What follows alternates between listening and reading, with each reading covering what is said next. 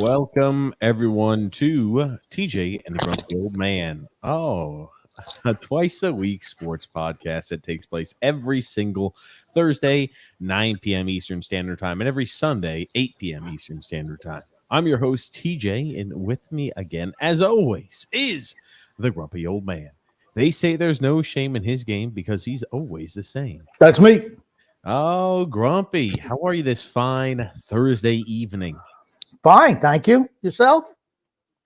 Not bad, not bad. A lot to talk about. We didn't have a show this last Sunday. We did not. We didn't get to talk. What's going on? We did not. Yes, and we didn't, and we didn't get to talk about any of the games this last week, and none of the NFL games did we get a chance to talk about. The NFL trade deadline, the World Series in full swing. I mean, there's a lot to talk about, Grumpy. So it's going to have to be a high octane, firing on all cylinders type of episode, as always. For those of you who are new to the channel, welcome. We invite you to stick around a while. We invite you to subscribe on YouTube. We invite you to like on Facebook and to follow on Twitter. Again, we go live every Thursday, 9 p.m. Eastern Standard Time, and every Sunday, 8 p.m. Eastern Standard Time. But Grump, today, let's go ahead and jump in first. NFL trade deadline. Initial thoughts. I want to ask you this. First, who is your biggest winner? Who is your biggest loser? I thought Jacksonville did well getting Calvin Ridley. Yeah, it was a sneaky move. Yeah, I mean, he's suspended for this year. I don't understand why Atlanta moved him. I was kind of baffled by that. I also liked what Miami Dolphins did, getting Bradley Chubb. Yeah. And then getting Jeff Wilson, who knows the system that Mike McDaniels runs better than Chase Edmonds, who they also moved in that Chubb deal. So I was like, okay, so they upgraded their running back position and they upgraded the rush end position. I thought they did extremely well also.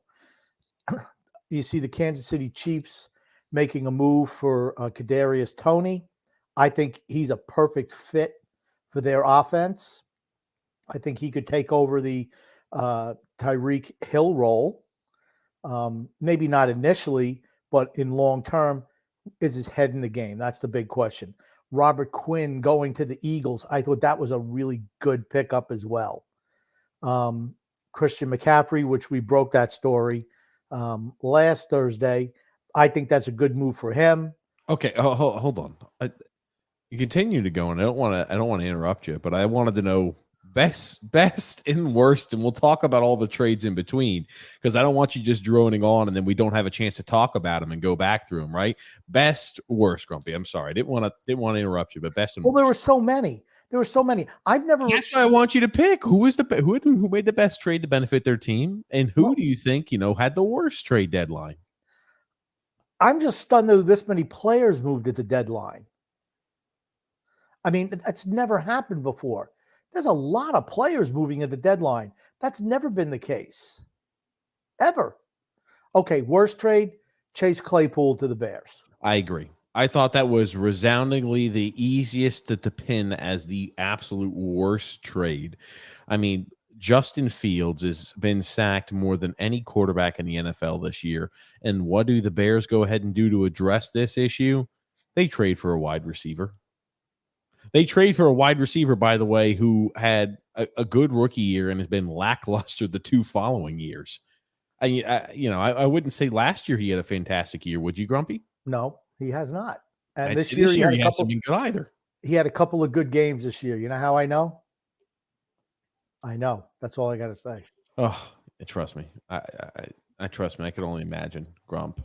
Anyway, so obviously, Chase Claypool, worst trade so far. I think that trade deadline.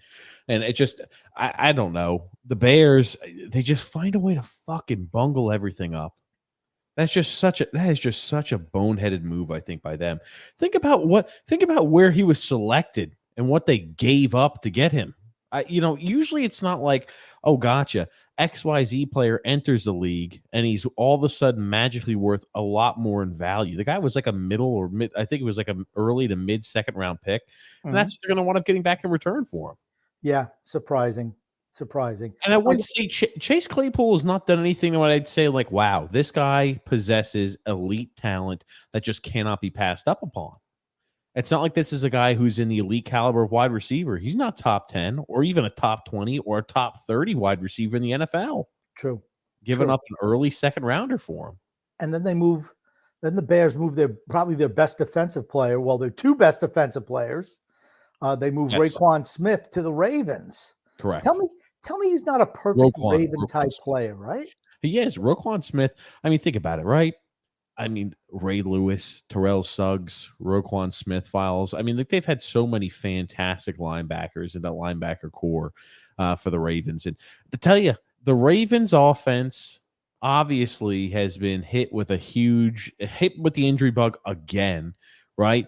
They just found out that, who the hell is that wideout, Grumpy? Rashad Bateman. That's who it is. Out for the year. Rashad Bateman out for the year with surgery on his foot. And so, I mean, that's a huge hit. The biggest issue for the freaking Ravens is they don't have the offense in order to get it done. They fortify the defense additionally, right? They're drafting guys like Kyle Hamilton, fantastic safety there from Notre Dame, where he's good. He's been playing well and performing well for a rookie. And then you've got Roquan Smith. You're adding so many of these really tough and stout defensive pieces, but the biggest issue is the lack of offensive ability. When they've been really good, though, it's never been on the back of their offense. It's always been on the back of their defense. Always. When they won, what was it, in 2000 or 2001? What year did they win last? Or I guess they won. Did they win? They went against the 49ers, didn't they? They beat the 49ers. Yeah, recently. 2013, maybe? Okay, 13. Flacco was a better Flacco wasn't a better quarterback than Lamar Jackson, but Flacco had more weapons, if I recall, than Lamar Jackson did, didn't he? You look at the running backs; they're using freaking retreads, Latavius Murray, and you're just kind of like, oh my god. Yeah, but the whole thing is, well, they don't even have Latavius Murray anymore. He's with Denver this year, but they have Gus Edwards, who's coming back from injury. They have Kenyon Drake. J.K. Dobbins is out right now with knee injury. I mean, they just injuries get you. They get you all the time. But when they won the Super Bowl in 2013, yeah, Flacco had a good playoff run, but it was on the back of their defense with Ray Lewis, Ed Reed. I mean, they were just really good defensively. When they're really humming on all cylinders, they're an outstanding defensive team. I'm just telling you, it's really tough to win a Super Bowl. Right? That's the goal, right? The goal is not for the Ravens to make the playoffs. The goal for the Ravens is to win the Super Bowl, like it is for every single NFL team to win the Super Bowl. I think the offensive line is decent there. I mean, like Ronnie Staley, obviously the linchpin of that offensive line. But when you look at the weapons, I'm sorry, besides Mark Andrews, I just don't feel confident in the weapons they've got surrounding. And I mean, Mark Andrews is banged up. That Isaiah Likely kid came onto the scene this last week and freaking tore it up. I was like, holy shit, who the hell is this guy that's hiding behind, at the top tight end in the league and Mark Andrews? Maybe they'll run a 2 tight end offense that'll help their running game. They've done that before in the past. Remember with Hayden Hurst and Mark Andrews. Yeah, Hayden Hurst wasn't much for them. I make a comparison. If they can really get that going, if Likely is truly going to be a game changer on the offensive side of the ball, maybe like the Patriots had when they had Hernandez and Gronk in the early years, where they can create mismatches with the 2 tight end offense. And it also improves their running game. They're basically a run-first team, play solid defense. That's what they've been for years and years and years. The big wide receiver they had when Flacco was there was Anquan Bolden. I mean, not a speed demon, but he catch everything thrown to him. Big physical target. I mean, I think that the Ravens are trying to go back to what made them successful. Super stout defense. You could say, though, even since 2013, man, the league is completely different. Okay, Ray Rice was the running back. And again, Ray Rice didn't have he was 26 years old at that time period. Man, 26-year-old Ray Rice. But, I mean, he was a decent back. Bernard Pierce, yikes. I mean, you look, okay, look at the wide receiver core. It's nothing to write home about, is right. I mean, like you look at it, Torrey Smith led that team in receiving yards. He had 1,100 yards. I don't even think Anquan Bolden was on that team, Grumpy. Anquan Bolden was before that, but Torrey Smith, Marlon Brown, Jacoby Jones, Dallas Clark for a year. My God. Yeah, they're built on defense. They've always been a team built on defense, always. Since Harbaugh's been there, they're a team built on defense. I like what they did. That's a good pickup for them. I mean, I'm surprised that, and you have to ask why, right? Some of these teams. I'm sorry, it was a 2012 year. It was a 2012-13. I was looking at the wrong year. I do apologize. Okay. But you're looking at Ray Rice was killing it. I'm sorry, continue. You're looking at some of these teams moving young players, and they're moving them before their second contract comes up. So they're saying, okay, we like this player, but we don't want to give him a contract extension. So, what are we going to do? We're just going to move the guy. I've never seen this much movement in young players. I just never have. First year ever. NFL trade deadline. Guess what? It's an upcoming trend. Expect that to continue. What are you looking at? What? I said I think it is. Okay. Expect that to continue to happen, Grumpy. Expect it, man. Okay. This is the first year it's ever happened. So I was surprised. Look at how these guys are signing these monster deals after that first contract. Monster deals. And if you're not willing to pony up, Grump, they go ahead and trade you away, whether it's in the offseason at the trade deadline. I mean, think about even guys like Tyreek Hill. He wants a huge contract, wants a big contract. We're not willing to pay him that. Okay. We'll trade him and ship him off to Miami. Football is just a different sport, though. You know what I'm saying? It's not like baseball, where it's mostly an individual sport. You really have to, it's really a team unit thing in football more than any other sport.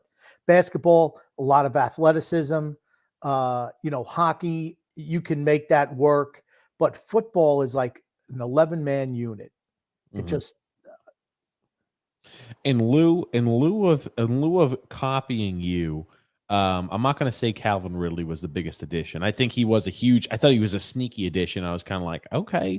I mean, the Jags know, hey, we're not competing for a playoff spot now, but we've got a guy who's we're going to be able to pair him up with Christian Kirk for quite a few years. And he's a guy who's coming off of, the injuries or the mental health issue season and then the gambling season. So he's missed 2 of the last years. It's a little bit of a gamble. And I think it has a high reward chance. I really liked the Christian McCaffrey to the 49ers solely because I think it fits what they're trying to do unbelievably well. That is their entire offense. And I think this is the best running back the 49ers have had under this Kyle Shanahan run offense. I am still baffled by the fact that the 49ers overpaid for Christian McCaffrey. They give up a second, a third, a fourth for this year's coming draft and a fifth for next year. If you get a guy who's going to, throw touchdowns, receive touchdowns, pass for touchdowns in his first full game there, I mean, I don't see how you think that's an overspend. I mean, he's healthy, which is a huge part about it. I mean, that's always the thing for me is can Christian McCaffrey stay healthy? Because he's got to be in order to be a performer and a player. Because there's no doubt about it. When he is healthy, he is a freaking stud. He's a star out there in the field. And the thing is with the 49ers, they have such a good offensive line. And the system they run is tailor-made to running backs. You don't have to rely just upon Christian McCaffrey. Jeff Wilson, hey, we need you to take a few snaps. Jeff Wilson's gone. Jeff Wilson. I'm sorry, he was traded away. That's right. Mm-hmm. Traded at the deadline. I'm sorry. Who's the backup now behind Elijah Mitchell, who's always hurt. I know he's banged up now. I wasn't sure if he had recovered yet from that knee injury. Not yet. Okay. So, I mean, they've got running backs, a stable of running backs, and they've always been a team to where Elijah Mitchell has been hurt. They've had running backs hurt in the past. Who is it that was Raheem Mostert would get hurt? They'd always have running backs hurt year after year, but they would have a new running back that would come in and like, oh, great. He fills the gap and fills the void. Well, it's not because that running back is unbelievably talented. It's because that offense and the system is tailor-made for their success. So now they're able to bring a guy who is a legitimate bona fide top 5 running back in the league into a system that's tailor-made for him. I just think that's a match made in heaven. Their scheme is really, really good for running backs. And you got a guy who, until the injuries 2 years ago, was the best back in the league. I agree. And he's, like I said, he's a guy who can do everything. Everything. I mean, think about the production he put up for a bad Panthers team. He's going to take, I didn't expect him to be as fantastic as he was last week in his second week there, but that's a huge addition. And like I said, they were getting like pilloried in the press saying, man, they gave up so much for him. I'm like, dude, he's one of the best players in the league when he's healthy. They're trying to win now, believe it or not, as many teams are. They're trying to win the freaking Super Bowl. And when you look at it, right, they gave up so much draft capital for Trey Lance. Who knows if Trey Lance is the answer? He's not. And I think Kyle Shanahan's like, oh, God, he might not be the answer, guys. So, there could be a possibility that, this is kind of maybe one of the last hurrahs for this 49ers team. It depends on what they do for a quarterback next offseason. Does Tom Brady go there? Oh, you think Tom Brady's going there? I don't. I'm just asked, does Tom Brady go there? I don't think so. Okay, if you're San Francisco, your team is really good on defense.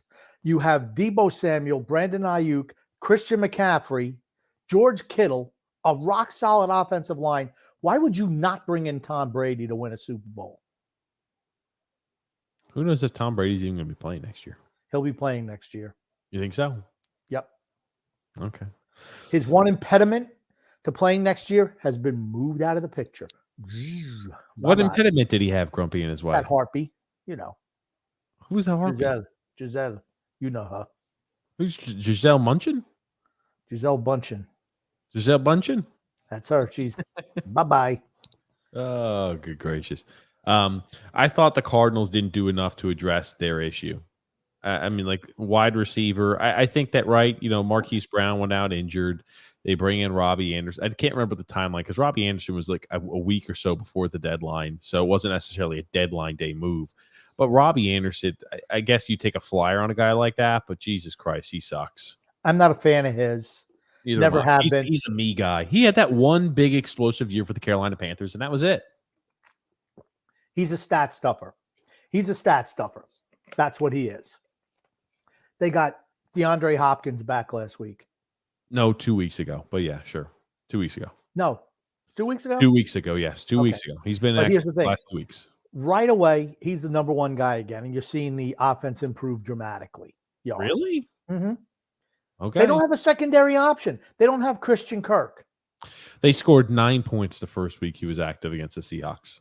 9. Okay, but he was just eased into the lineup. He had 10 receptions for over 100 yards. You don't know what you're talking about. Not the first week. The second week, yes. The first week, DeAndre Hopkins damn tore it up, Grumpy. Okay. He's on my fantasy team, so I don't remember him having I thought his second week was better than his first one. Hold on. Give me a second. Maybe I'm damn lost my freaking mind. Did they not play last week? I don't think that were the Cardinals on bye last week. I think they played Minnesota last week. Cardinals. Okay. Maybe they did. Yeah, the first week, 10 receptions, 120 yards. DeAndre Hopkins. Second week, 12 receptions, 159 yards, and a touchdown. Yeah, pretty good. He's pretty good. Yeah. So, they've played well. Oh shit. You know what I was looking at? I was looking at the schedule all screwy. I was looking at it all upside down. So I do apologize. But he's the guy there. He's a bona fide, I'd say when healthy, right? He's a top 5 wide receiver in the NFL, no doubt about that. And you look at it, right? A guy who was 2 years ago a bona fide top 5 wide receiver in the NFL might see his career is done. Michael Thomas is obviously who I'm talking about here. Michael Thomas they're likely going to be out the entire season with another dislocated toe. I mean, he's had the foot injury now for what? 2 years in a row. Almost 3 years, right? 2 years in a row. They were different feet. So last year, I think he dislocated a toe on one foot, and this year dislocated a toe on the other foot. But he was out the whole previous year. Yes, he missed all of last year. So this is the third year in a row. No. He missed all of last year. He missed 3 games. He played 3 games this year, and he's going to be out all of the rest of this year. He's missed the last 2 years with serious and significant injury. Okay. Long story short, he's closing on 30. His career is probably, if not over, just about.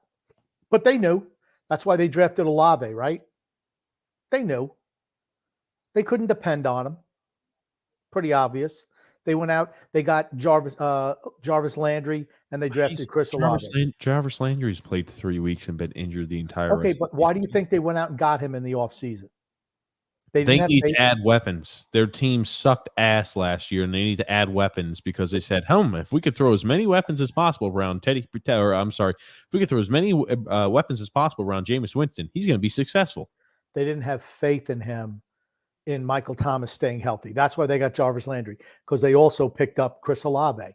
They're not a team that's going to run 3 wide receiver sets all the time. It's not how they're built. Not with that quarterback.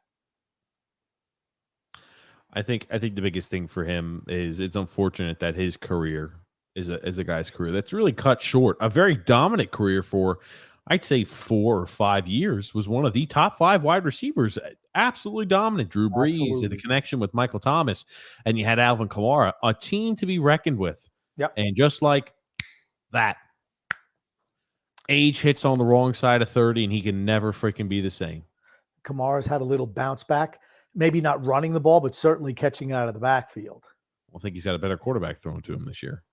Well, Andy Dalton's the quarterback now, so maybe it is. I was about to say, he's a Charlie checkdown. So if you're a Charlie checkdown, you can get the ball more often there to Kamara.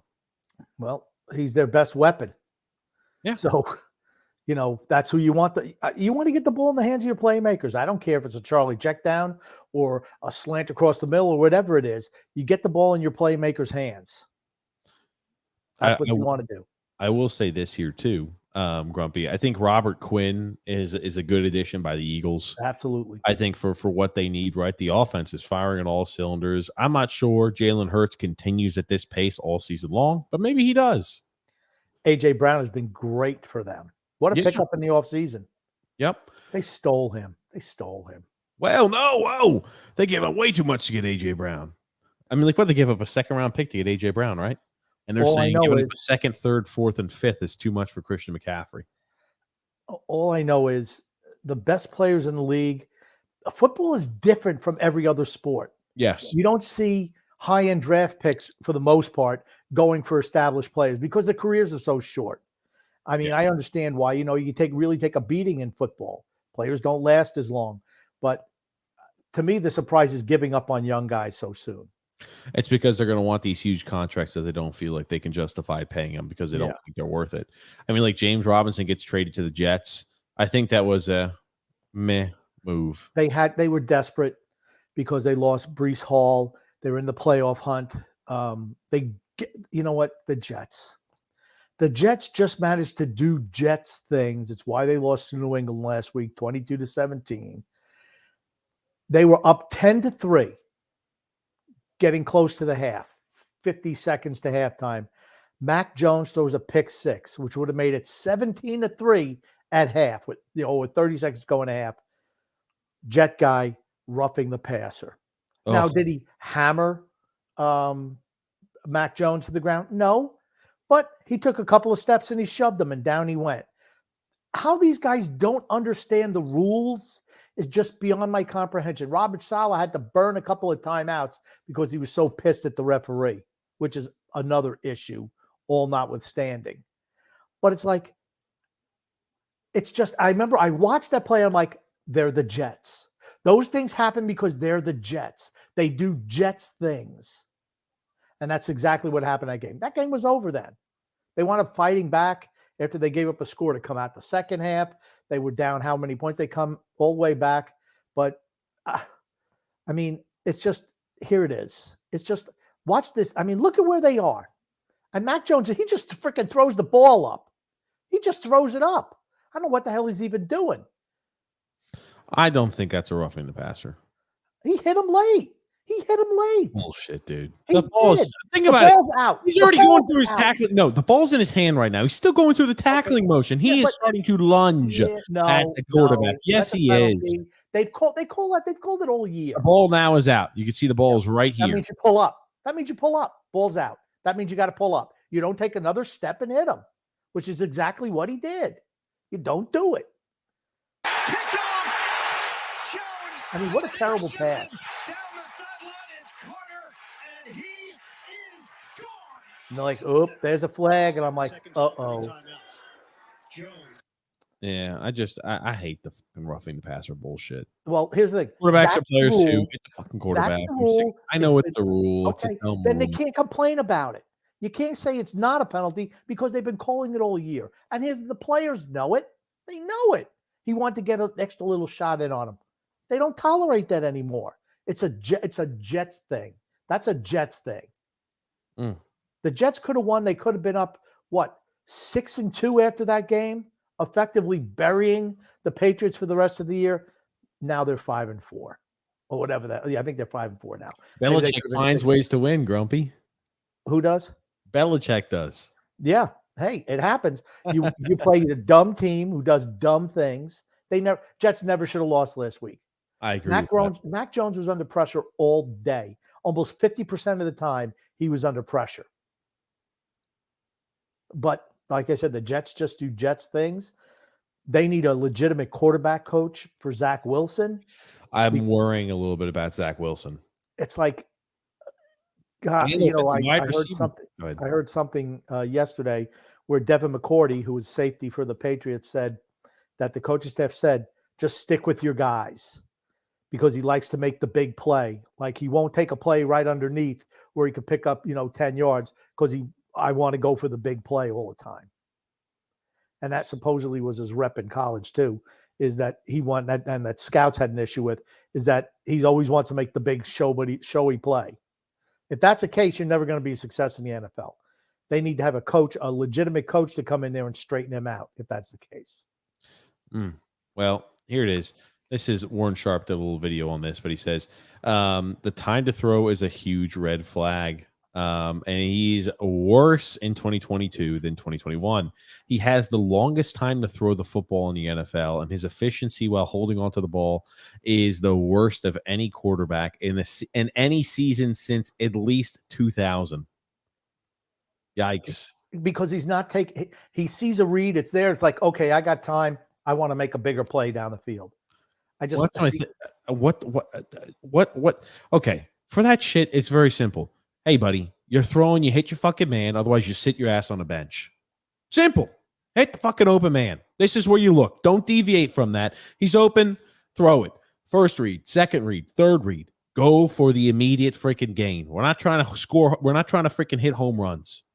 If I see that mindset, we're sitting your ass on the bench. I don't have a problem with that. He's a talent. I don't get it, right? He holds on to the ball way too long, and he tries to create things that instead of taking an easy, I'm going to get a 7 or 8 yard completion. He's like, well, hold on a second. That 30-yard route downfield looks like maybe my wide receiver is going to have the edge. I'm going to give it a little bit more time. But see, that's what he does. That's his rep.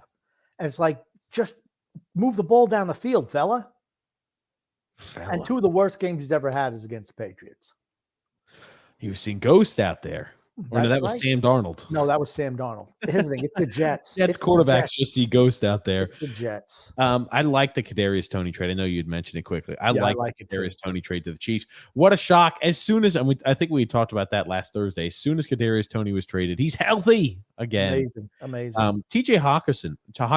What do you think about that to the Vikings? That one surprised me. It did for me as well. I'm not saying it's a bad move for the Vikings, but it wasn't what I was expecting. No way in hell. Yeah, I'm just surprised Detroit gave up on him. I think Detroit's still in the rebuild mode. I think they don't want to pay him. This is his 3rd year in the league. He's one of their biggest weapons. Don't you want to have young players to grow with your quarterback? I don't know. What do you mean? Jared Goff? Dude, they're in full fucking rebuild. Okay. Well, they've been in full rebuild forever. This guy was your first-round pick, 3 years ago? 8th overall pick in the 2019 draft. And you just gave up on him. I mean, it's like, okay. And what did they get, a second-round pick for him? Got a big contract coming up, big contract extension coming up. They probably don't want to pay him. It's still, next year and then, the 5th-year option. So it's 3 years away before he has needs a contract. This is his 4th year in the league. Next year will be the 5th-year option. So he is close to being that to being a free agent there, Grump. He's got the 1 year where you can go ahead and add the player option on because he's the first-round pick. So you can have guaranteed for next year. After that, who knows what he does? Does he walk? Who the hell knows? I don't know, but geez, Like I said, Jared Goff is not the answer. The team, I mean, like the freaking Lions have to rebuild. They have to draft a quarterback.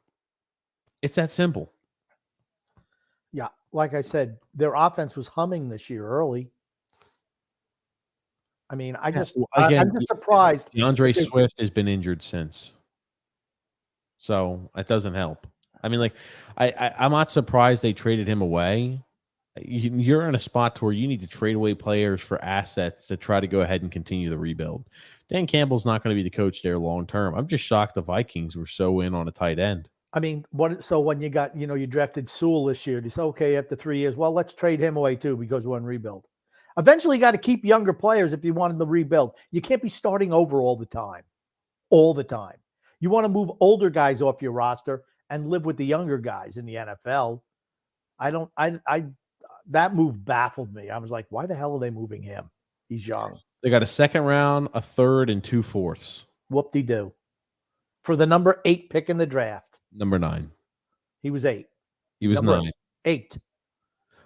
He was 8. Number 9. He told me so personally.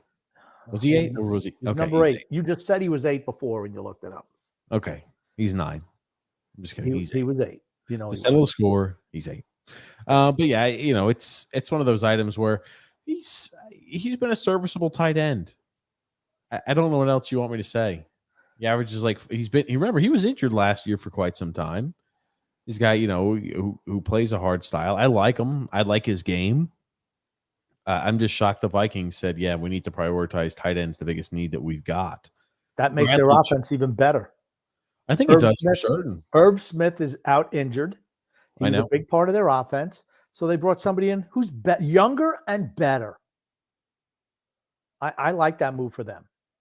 Yes, they have other deficiencies, but with Smith out, they didn't have a tight end. It was a high ankle sprain. Expected him for 2 weeks, and he said, nope. Well, we need to go ahead. Irv Smith is younger. He's 24 years old. They're both young. I'm just thinking, I don't know. They're going all in to win it now. Whatever. I mean, unless you're going to be planning, hey, I'm going to run a 2 tight end set. I'm going to have Irv Smith and TJ Hawkinson going forward in the future. And maybe they start trying to phase out AJ or Thielen a little bit. Adam Thielen. Who knows? Adam Thielen's getting up in there in age. He is. Bradley Chubb to the Dolphins. I like that one. I think the Dolphins defense, based off of what their production was last year, has been lackluster. And the freaking Bills, Naheem Hines is just another fucking question mark. I like that move for them. Why? How many more times do I need to see the Bills waste not only draft picks, but also trading away picks for freaking running backs that are third down backs? They don't have a third down back. If you're going to go out and get a running back, you should have got your ass Christian McCaffrey. That's what I thought. Pony up and get Christian McCaffrey, damn it. Naheem Hines. That's the one thing that your defense is stout. Your offense is really, really talented. The biggest hole you have on offense is the lack of a running back. You've drafted a running back the last 3 years in a row with a third round pick or higher. True. James Cook this last year. You had Zach Moss the year before, Devin Singletary. Every freaking year you're drafting a running back because you don't have the running back. And you say, well, we still don't have the running back, but Naheem Hines is going to be the guy. What? I don't disagree that they should have went after Christian McCaffrey, but Naheem Hines gives them something they don't have, a back who can consistently catch the ball out of the backfield. James Cook does that. James Cook has been nothing this year. Ugh. He's been nothing this year. I don't think he knows what the hell to do. This guy's a veteran. I like the move by the Bills. Yes. Would I like them to get Christian McCaffrey? Absolutely. But Naheem Hines works for him. They can work in tandem, him and Singletary now. I don't think they have a big back. Or somebody who can consistently get you a 3rd and 1. I think that's their biggest issue still. And when things get tight, when you get to the postseason, you need one of those. It's going to be Josh Allen left, Josh Allen right, Josh Allen up the middle in short yardage situations. That's what it's going to be. Yep. I'm just saying long term, I just think it's irresponsible. It is. But hey, it'll help them right now. Speaking of trade deadline, I wanted to go back and bring this one up. An old trade deadline, or not, well, I guess because a few of these trades have had trade deadline implications, but an old trade that now I guess has finally been settled. Do you remember when the 49ers needed to trade up to get Trey Lance? He was the guy. They wound up acquiring that 12th overall pick in the 2021 draft, which they selected Jalen Waddle. The 2022 first-round pick, they traded the Dolphins for Tyreek Hill, and the 2023 first-round pick, which they traded for Bradley Chubb. So you've got two permanent guys, Jalen Waddle and Tyreek Hill, and then a temporary, at least, in Bradley Chubb for Trey Lance. Oof. Okay. It's not really, it's a little bit disingenuous because they gave up more to get Tyreek Hill and they gave up more to get Bradley Chubb. Okay. Those are just parts of those deals. The first round was the majority of the piece that was traded, right? Well, but no, they've traded away. How many first round picks they trade away to Kansas City? What they trade, a first, second, a third, or something like that? And Bradley Chubb, they traded multiple assets as well. So, like I said, it wasn't apples to apples. There were other pieces that were added to get those other players. I thought it was lazy. It was lazy. Let's do a clickbait thing by saying this is what it is. It's not really the case. The first rounder in 2022, a second round pick, a fourth round, and a fourth and a sixth. So it's for Hill, right? There was an extra second, 2 fourths, and a sixth. Okay. So there you go. There's another 4 assets. And what about for Bradley Chubb? Give me a sec. We'll get that pulled. Yeah. They traded Chase Edmonds. I don't know what else they traded. There were Chase other Edmonds was like goodbye to the, I think, cash face. Well, why does Denver needed Chase Edmonds? The Dolphins also sent Chase Edmonds and a 4th round pick and a 5th rounder. Okay, so then you're talking about a NFL roster player, 2 seconds, 3 fourths, and a 5th. Okay, so it's not just the 3 firsts. You asked why do they need to trade away Chase Edmonds? Because they just traded for Jeff Wilson. Jeff Wilson's a backup. Raheem Mostert's the starter. Right, that worked for them because Wilson knows the offense that Mike McDaniels runs. Period. Don't know if you've been following this saga, kind of shifting gears a bit. And I'm sorry, we're going to get the comments here in a second, guys. So I do apologize. Hold with us. Hold tight. I want to get through all the trade deadline type of stuff. Cam Akers, another one of those guys selected by the Rams. They said the Rams did not turn down trade offers for Cam Akers as previously reported. They were actually desperate, in quotes, to trade him away and made proposals to other teams to take him. The Los Angeles Rams, consistently were rejected in their attempts to trade Akers, sources tell Mike Florio. Mike Florio. I don't understand that. I don't understand that. I mean, I He's don't know having what a problem in the room. Yeah, I don't know what he did. But Kadarius Toney is a problem in the room. Both got to be problems in a room. Yeah, but Kansas City, they took a shot at him. Talent outshines them, right? Here's the thing. When you go to a team where it's like, hey, get on board or you're gone, this is your last chance, it's a little different. And Kadarius Toney was good when healthy last year. Cam Akers, 13 games played his rookie season, 625 yards. Second season, 1 game, 5 rushes, 3 yards before his injury. This year he has 151 rushing yards. Nothing to write home about, man. Yeah, but he's had banged up all the time too. Yeah, but he's had personal issues with the team. I don't know what they are. But they must be so bad that no one will take a shot at him. I'm just surprised by that. And all of a sudden this week he's coming back now.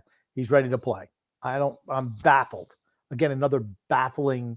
Oh, Cam Akers is healthy again? Yeah, he's healthy now. Okay. I do want to show you a few things. Still on the topic of football, I feel like you would enjoy this. You have to pick at least one logo to come back. Which logo would you select? There are going to be 4 of them. The Oilers. That's the Steelers. Okay. Hold on. Yeah, we got the Buffalo Bills. We've got the Pittsburgh Steelers. We've got the old Philadelphia Eagles and the old Cincinnati Bears. Just one to pick? You got to pick one. If one logo had to come back, which logo would it be? Not the Bills. Not the Steelers. I like the Steelers. I would have picked the Steelers. Yeah, okay. Do you pick the Eagles? I'm thinking Eagles. The Bengals are kind of cool too, but it's got to be the Eagles or the Bengals. I'm liking that Steelers. I had no idea that's what their old mascot used to look like. I thought it was the Houston Oilers for a second. Oh man, the Steelers, like how he's on like a freaking steel beam booting a football. Apropos, Grumpy, to I was Steelers. surprised. Supposedly, the Carolina Panthers had an offer of 2 first-round picks for Brent Burns. Yes, I didn't get that either. They just said, "No, we're not trading him." I'm I like, mean, "You're in he's a younger rebuild." player and he's good, but you're in full rebuild down there. Full rebuild. You don't have a quarterback. You just trade away your franchise player, the running back. Well, You they do got a have a guy who's a quarterback. wide receiver. Baker Mayfield, Grumpy. He's the quarterback. You got a guy who scores a touchdown that should win your game, but he's so dumb he yanks his helmet off during in the end Oh, zone. let's talk about that. Unbelievably dumb. Yeah, DJ Moore. We'll talk about that in a second. You hear the commentators trying to make excuses for him. No, that's been a rule for 25 years. You don't take your helmet off on the field.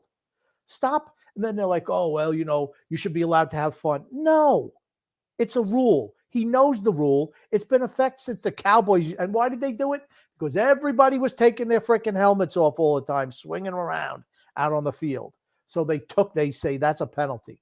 It's been in effect for 25 years. There is no excuse. He wanted to say, look at me. I'm a star. I caught a touchdown pass. It was deliberate. And then you saw him when he goes to the bench. What does he realize? Oh, geez. Yep. I messed up. I made a little mistake. Uh-oh. The kicker, I probably shouldn't have ripped my helmet off and gotten that 15-yard penalty. And the kicker misses a 48-yard extra point, and they lose in overtime. I mean, a 48-yard kick is not a chippy. No. Yeah. But that's all on DJ Moore. All of it. Now, here's the question I've got for you. I watched this play, and you and I were on the phone together or around this time period. What is the bigger fuck up on this play? Is it somehow the Atlanta Falcons allowing a touchdown when the Panthers are down? The Panthers, I'm going to remove this so everybody can see the bottom. I'll remove the banner. The Panthers are down by 6 points with 23 seconds left. They need a touchdown. No timeouts. They have zero timeouts left. They have to drive the ball at least 62 yards downfield. That's how long they've got to drive the ball. 23 seconds, no timeouts. 3-man rush. What do you think is going to happen here? Well, you've already kind of given it away. How in God's name? They just let him run by. I don't know what the hell you're doing.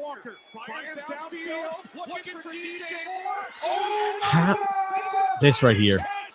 That's the one thing. That is the one celebration you're not allowed to do. Rip your helmet off on the field. He wasn't the only one to do it either. Yeah. They had a guy come off the bench. Like, what the f are you doing? That is the one thing you cannot do.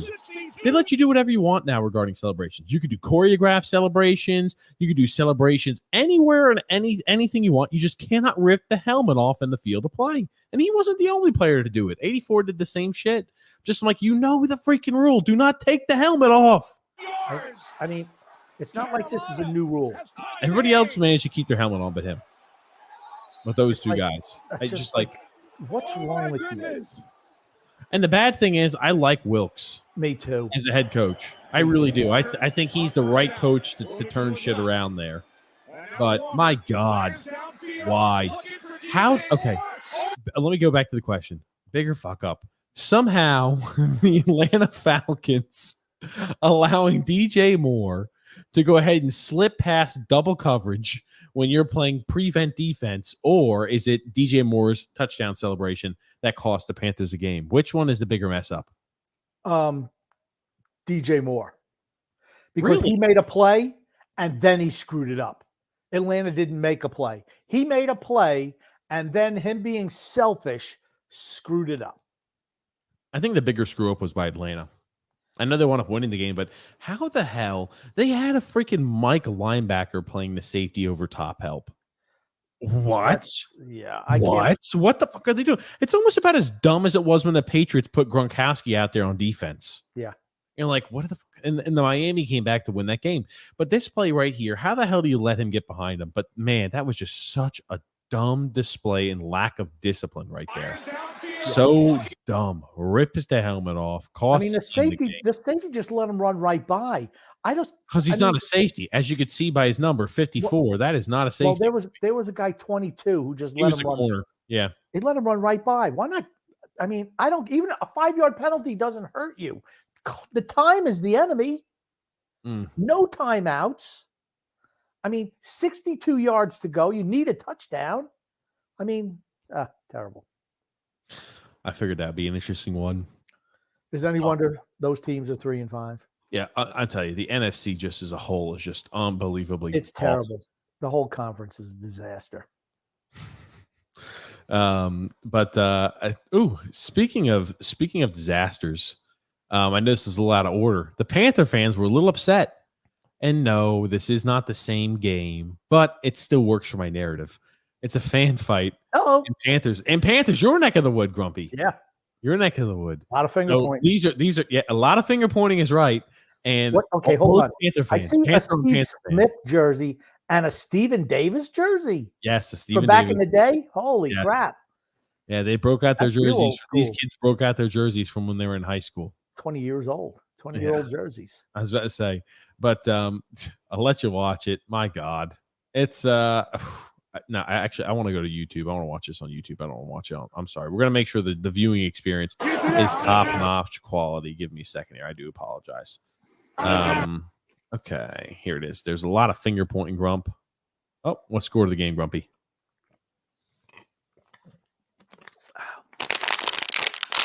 What the fuck are you doing? Crinkling up my drink. Okay. Can you see it? Yeah. I show it looks like guy's got his hand extended. Another one's got his. Maybe they're just bumping fingers. Hey, nice to see you. Hey, Steven Davis, how you doing? Let's knuckle up. Okay, that's it. They're keep pounding for Sam Mills. Keep pounding. Boom, but they're doing it with their fingers. That's all, Grumpy. Let's put this in slow motion. I'm going to turn the volume off. Put it in slow motion. Okay, let's put this in 50% speed. Okay. Finger pointing. Get your ass. Why has this guy got his finger up around the guy's head? I don't know. He's drunk. Mr. Gray Shirt is drunk. I don't know. I don't think he is. Looks, when you watch it, he's not drunk. He looks a little wobbly. He's not drunk. He's got the high ground. He's got the advantage. Steven Davis comes in with the hammer. Habit. See, but look at this guy, Mr. Coat. He doesn't intervene. He just stands there and lets him punch it out. This guy's an older gentleman. And these holy shit. Did you just see that bitch with a punch? I can tell you one thing. He's never thrown a punch before in his life. Slappy over there. Look at this. Jesus. Oh my God. That ain't hurting anybody. That's right. He didn't feel it. He keeps throwing over the top. Steven Davis is packing the freaking punches. Steven Davis has been in a few bar fights. Jesus H. They're getting the jersey down over his foot. Look at the guy just slapping at him. That guy's a little bitch. Okay, it's a 2-on-1. Come on. Everybody's got to be like, come on, relax. Actually, well, here it is, right? These fans immediately try to flee the scene. They're trying to stop them, and these fans are trying to flee the scene. Third party over here says, no, you're not fleeing the scene. Where do you think you're going? But these guys who just assaulted that individual are immediately trying to get out of the stadium because they want to avoid, obviously, charges being pressed. That's right. And here it is. That guy, he's leaking bad. Because he was assaulted, brother. Yeah. He was assault. That's assault, brother. And Alexander sent this to us, obviously, so it's great. Oh, God. So this is what happened beforehand. So he was pushing him a little bit beforehand. I didn't see that. We just caught. Okay, so this is from a different angle. Oh, look at that. He pushed him back. Yeah. Get the hell out of here. He's pushing. Get out of here. He's like, stop doing that shit. Why is your hand near my face, boy, bitch? So they instigated. First push was initiated by them, and they keep pushing him. There's his friend behind him going, dude, what the hell are you doing? He just said, F you. Oh, no. I like how he waits. Boom. My God, that punch right there was just a freaking blow. Oof. But it was bad. You already see the security guards are like already there. Again, security guards didn't mix it up. I need the security guards to be the third man in. Where are the security guards? It was that lady, I think it's a security guard. Ugh, a woman security guard. What is she going to do? She's recording it. She's right there recording it. Well, that's all security guards just record shit now. I need to look at this. My God. They're just abusing that guy. Just assaulting him. Staggering around. Because he's concussed. He's Tua Tonga Vailoa. He's got a back injury is what the issue is now. Drunk. He was drunk. Even Okay. at half speed, I could tell he was drunk. I don't think he was drunk. His head's moving around way too quick for him to be drunk. Because that's a game day employee who was filming it right there. But she's not going to mix it up.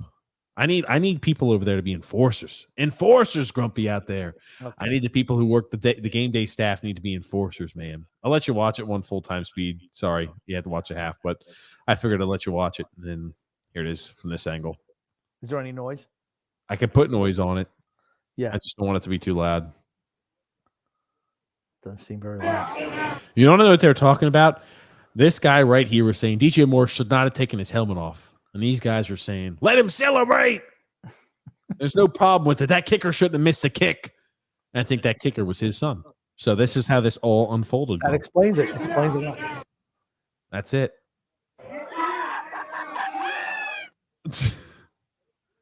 He's not drunk. That guy's not drunk in the gray shirt. He's not drunk at all. My God, that punch just obliterated. Yeah, that was the one. These guys. See, I'll tell you what, that's a cheap shot, though. That's a cheap shot by Stephen Davis. I thought so, too, because this guy freaking Steve Smith is throwing like a bitch. The other guy punches like a bitch. He should just be thrown in jail just for being a bitch. They can just pass him around. He should have looked at Steve Smith when he punched Ken Lucas in the freaking face when they made fun of him in film practice. It was Anthony Bright. Anthony Bright, whoever he cold cocked and he got a charge for assault for. He punched one of his teammates because they asked him to replay a play. I do remember that. He should have learned from Steve Smith how to fight. But my God. Immediately, they beat the living hell out of him. Like, we got to get out of here immediately. Look how quick they try to get out of there. Yeah. This guy said, we're going to let the cops sort this shit out, buddy. Not happening. He got him, too. He got him. I'm glad he's on his I don't know if you caught that there for a second. He is off the ground. Mr. Brownshirt, I want to give him a freaking round of applause because he goes off the ground trying to prevent this guy from escaping after they just assaulted this guy. Oh, man. I feel bad for all the other fans who are like, I'm just trying to watch a game. Please stop.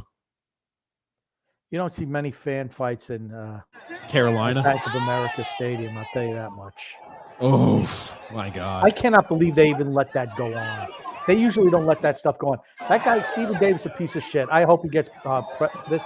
The other guy's just a bitch. I'm sorry. Yeah, Stephen Davis over there, dude. Stephen Davis needs to go to jail. I hope Stephen Davis found his way. Now I'm going to have to after the show. Yeah, now he's dragging his little buddy saying, let's He's go. like, we need to get the hell out of here. And these guys say, no freaking way. Get back here. He goes off the ground there for a second, but yeah, there it is. Dog meet friendly whales. Is that next? I hope that whale ate that dog. Dog friendly whales, no. Oh man. But yes, Grumpy. That is what I wanted to show you. Thank you, Alexander, for sending that. Let's get to some comments. I know we covered a lot of content without getting the comments, so I do apologize. But let's get back to it. Jeremy Ford says here, have a great show, guys. I, for one, am all for this injection of offense in the organization, New York and Bridgeport.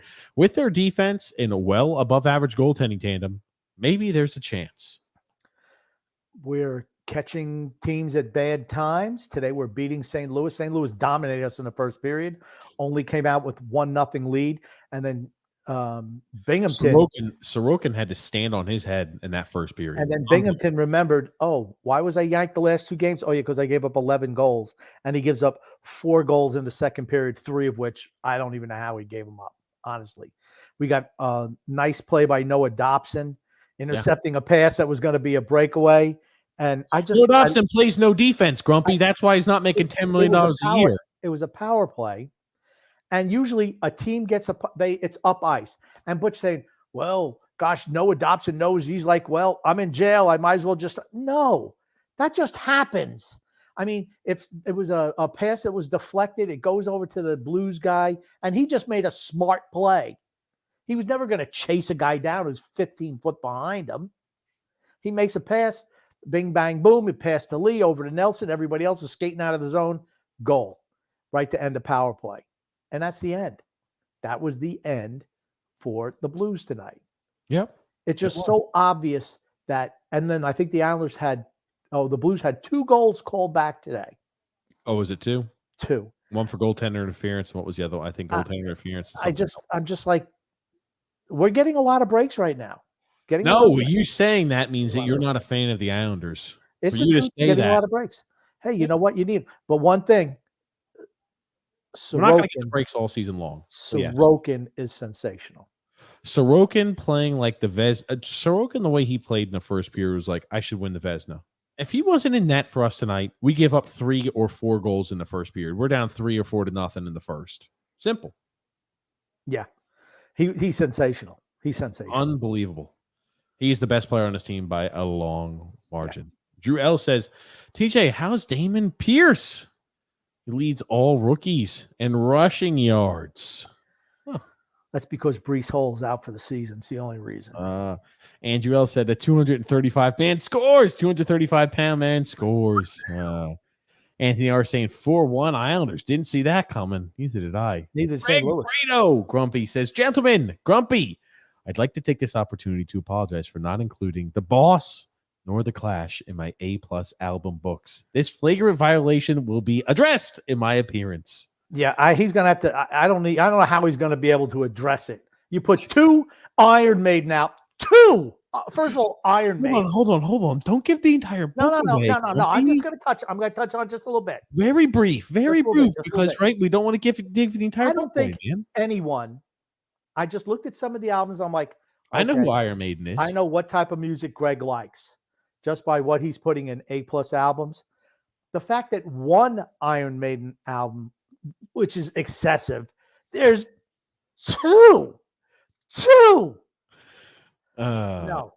Explain, Grumpy. All will be explained, Grumpy, in due time. Drew L says, good thing I didn't start Jordan Binghamton in fantasy. Yeah, he just sucks. Hey, I mean, his save percentage, right? He's played 7 games this year. His save percentage is below a freaking 9. That's awful. It's below 8.9. It's below 0.89. It's 0.88. Below 0.89. Yeah, that's right. Anthony R says, Jacksonville was sneaky. Why Green Bay did nothing is a mystery to me. Rodgers is going to ask for a trade next year, retire. My God, Rodgers. Not going to ask for a trade. He's unmovable with that $50 million guaranteed contract. Who's taking him on? Nobody. Mm-hmm.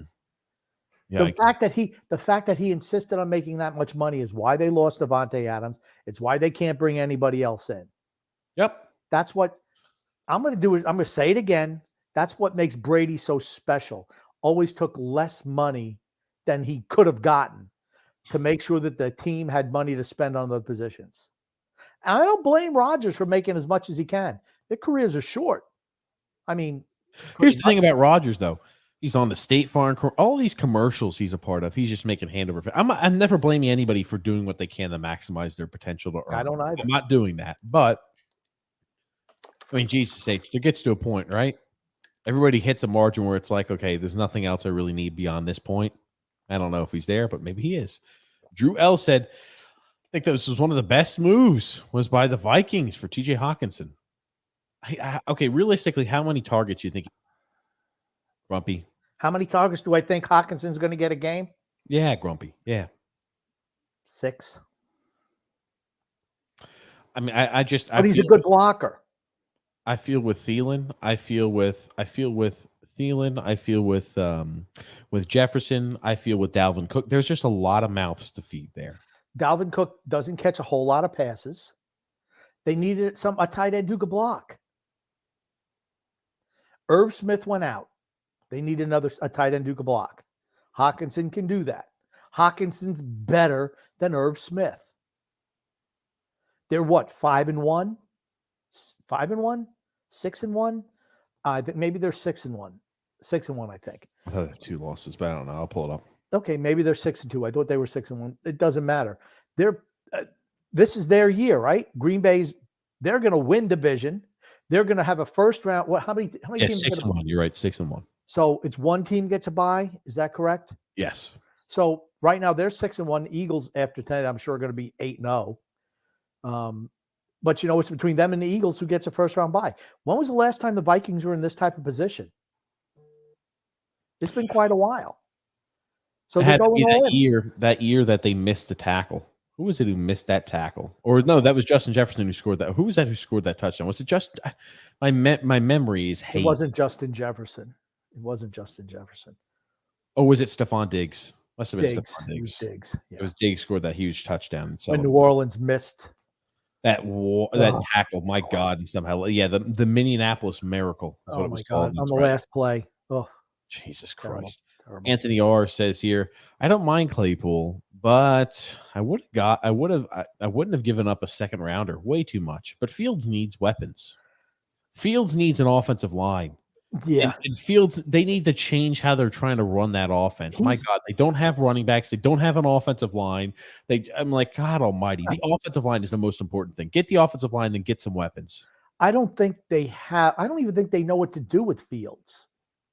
I think they took a step backwards regarding their team composition. You trade away Roquan Smith, and who else on the defensive side of the ball, Grumpy? Robert Quinn, I apologize.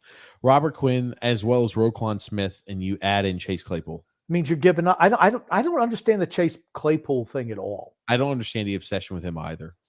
He's a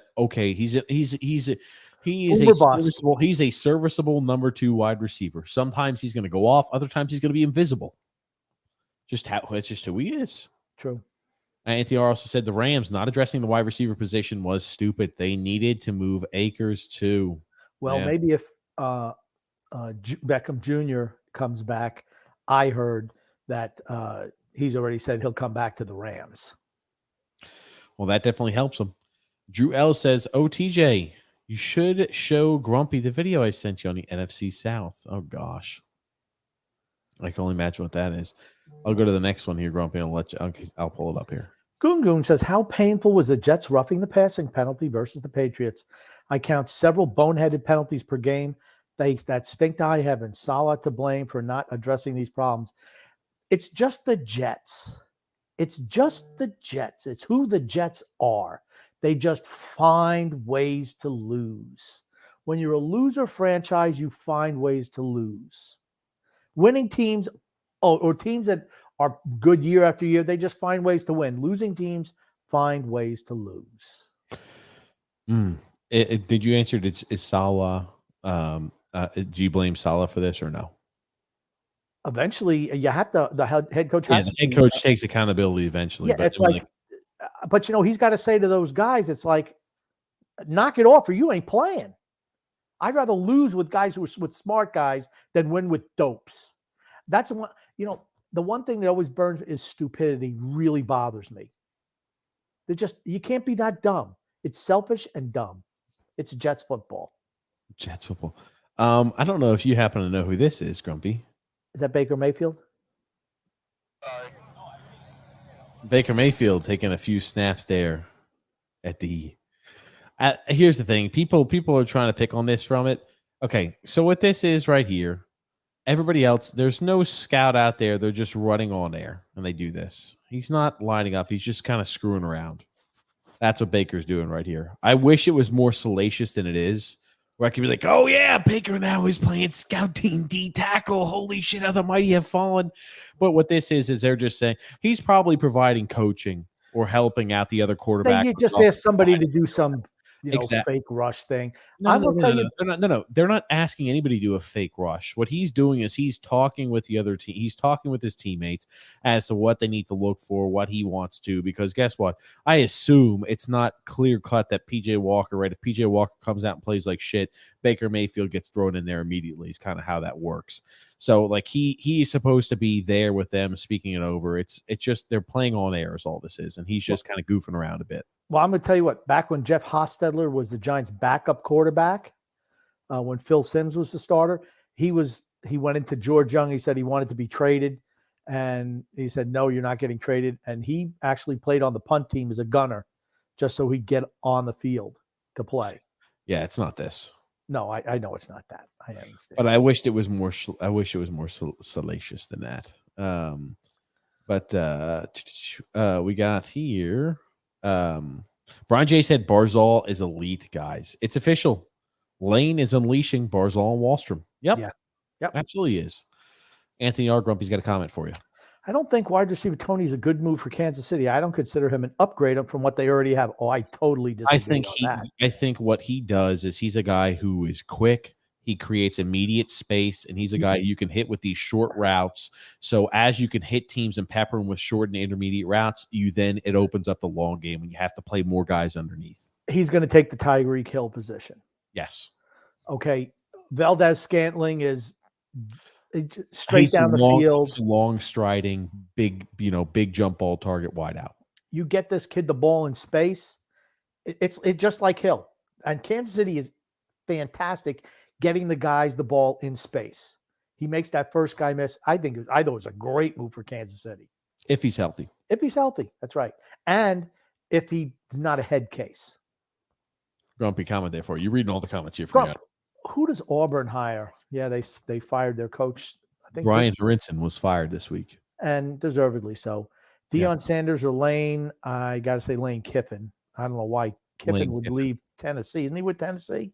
No, he's with Ole Miss. Ole Miss. I don't know why he's the head coach at Ole Miss.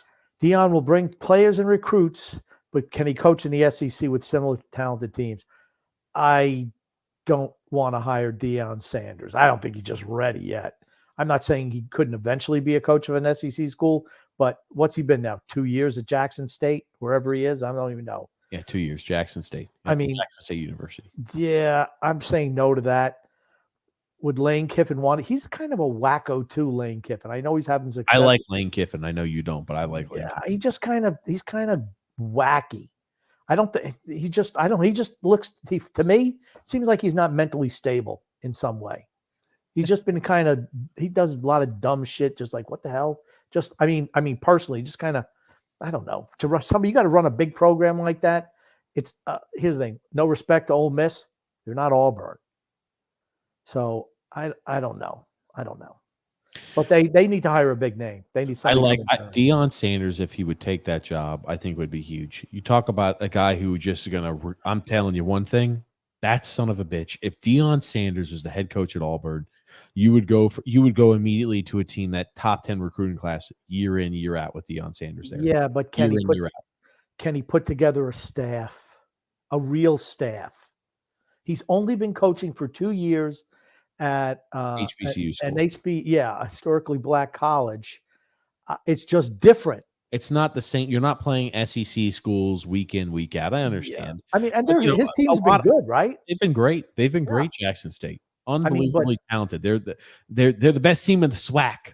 I am the SWAC, Grumpy. But they have a distinct advantage over everybody else. They're getting 5-star. They're getting 5-star top 20 recruits to commit to Deion Sanders at Jackson State. That stuff doesn't happen. It used to happen.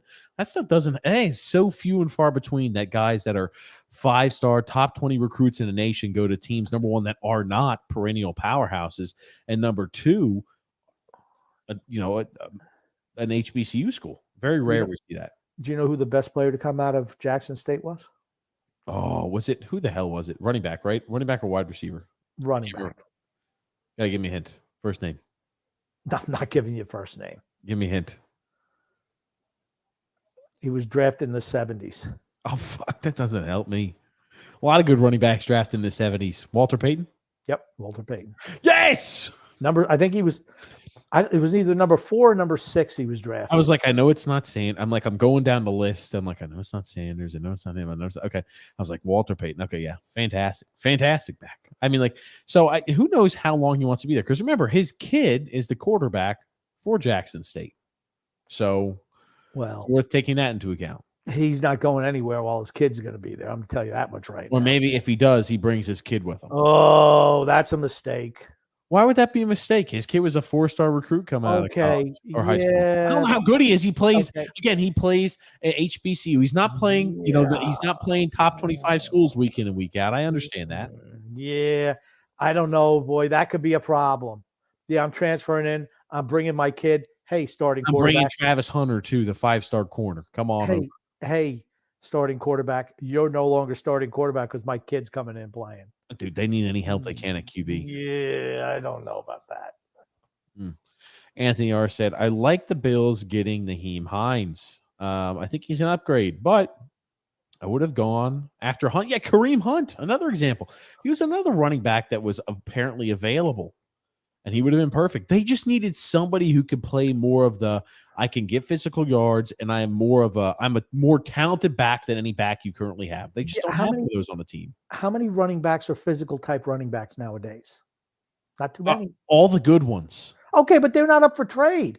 Christian McCaffrey's not a physical running Kareem back. Hunt's a good back. He was up for trade. He's not a physical running back. Yes, he is. He can play physical when he needs to. You don't watch the same freaking game I do. Nick Chubb is he's the guy who runs between the tackles. Kareem Hunt's the guy they get to the outside. Kareem Hunt can still lay the hit when he needs to. Okay. You forget about what Kareem Hunt used to be able to do for the freaking Chiefs too. Yeah. How many years ago was that? How many years ago was that? 2014? 4 or 5 years. 4 or 5 years ago. You stop. Jurel's got a comment there for you, Grumpy. I guess Joe Schoen thought the best idea to address the Giants wide receiver woes was to sign a Bills player off their practice squad. I don't blame the Giants for not making a trade, to be honest with you. I don't think they're as good as their now 6-2 record is. I mean, they should have beat Seattle. You can't lose to Seattle. Seattle's sneaky, man. Seattle's winning games somehow. Russell Wilson leaves the team and Seattle starts winning. Tell me how the hell that happens. It's just, I don't know. I'm not sold on Seattle. John M. says the Dolphins got much better with their moves, playoff bound. Well, they should be, because all the AFC West teams are all crapping their pants. They're filling their pants, as Ray Hudson would say. And they should. Right now, they're in position to make the playoffs. Good for them. Gungun says, Chaps, what are your thoughts on Kyrie Irving suspension? Very vague suspension. Just to recap it, it said, I think it was quoted as at least a 5-game suspension, and it was quoted for not denouncing anti-Semitism. And again, like, I don't just. It's a loose suspension, so we don't even know how long he's going to. I was confused by that. Minimum of 5 games, 5 days, they said. So what does that mean? If I don't like the way he looks, or if he doesn't come out there and make an apology, he's going to be suspended forever, is the way I looked at that. I don't know exactly what he did. It was like tweets. I don't read his tweets. I know he liked something. It's just, I don't know. This all stems around Kanye. Kanye was getting heat for what he said when he was drinking on a show. My God. It's like, this is the form of the Kardashians, where I'm like, Jesus Christ. People are going to crucify other people. And I'm like, I don't even know what they said. I can't be bothered to go and because it's like, I don't want to listen to a snippet, right? If I want to be able to say, honestly, understand what they said, you got to listen to the entire context of it, because I'm sure there's things he probably regrets saying he shouldn't. I think Kanye even said that. I don't know. But I think Kyrie did something because Kanye did something. This shit, when it starts getting the media and pop culture shit, I completely loses me. I just find it disingenuous when you see people. And here's the thing. I don't know anything about this, but I think it's okay for people to go after Kanye now because he's not towing the company line, shall I say. So he's a target to get attacked anytime now. But you see other athletes leaving his firm. Did he have a firm or something? He had a brand or something. Okay, and they're leaving. And I'm just saying they're hypocrites. That's all I'm saying, because you listen to some of the stuff they say, which is just as offensive to other groups of people, but they leave this guy because he said something. Like I said, I don't pay enough attention to it. It's all just nonsense to me. But that's exactly. I cannot be bothered with that stuff. All it does, because here's the thing, it becomes into. It has nothing to do with sports besides that Kyrie was suspended. The only thing I didn't like about the Kyrie suspension, there's no timetable on it. At least 5 games. I'm like, damn, I just want to know how many games he's suspended. And they didn't do it immediately. I think because I remember people were wearing shirts at the Brooklyn Nets game or something like that. They were wearing yarmulkes on their head and they were saying like against anti-Semitism or something like that. And that's what made it on the scene, I believe. But again, I'm like, oh, fucking A. I cannot be bothered to see he said this, but he said it in that context, and you're not looking at it this way. You should be looking at it this way. I mean, people will spend 3 hours on a podcast talking about that topic and go all the way back and say, well, Kyrie once said this, and it means that. And then he said, that. I'm like, I cannot be no. Okay. I'm sorry. I cannot be bothered I'm not aware enough to speak about it. They're athletes. So not very smart. Not real bright. Certainly not about world events. Let me just put it to you that way. So, yeah, sorry, Gungun. I wish I could provide you more. I'm not knowledgeable enough on it either, though. John M says the Blues have made us look better as they are terrible in their own end, but I'll take it. Yeah, they were terrible. You could see why they're a bad team right now. You could absolutely see it. They don't have a goalie.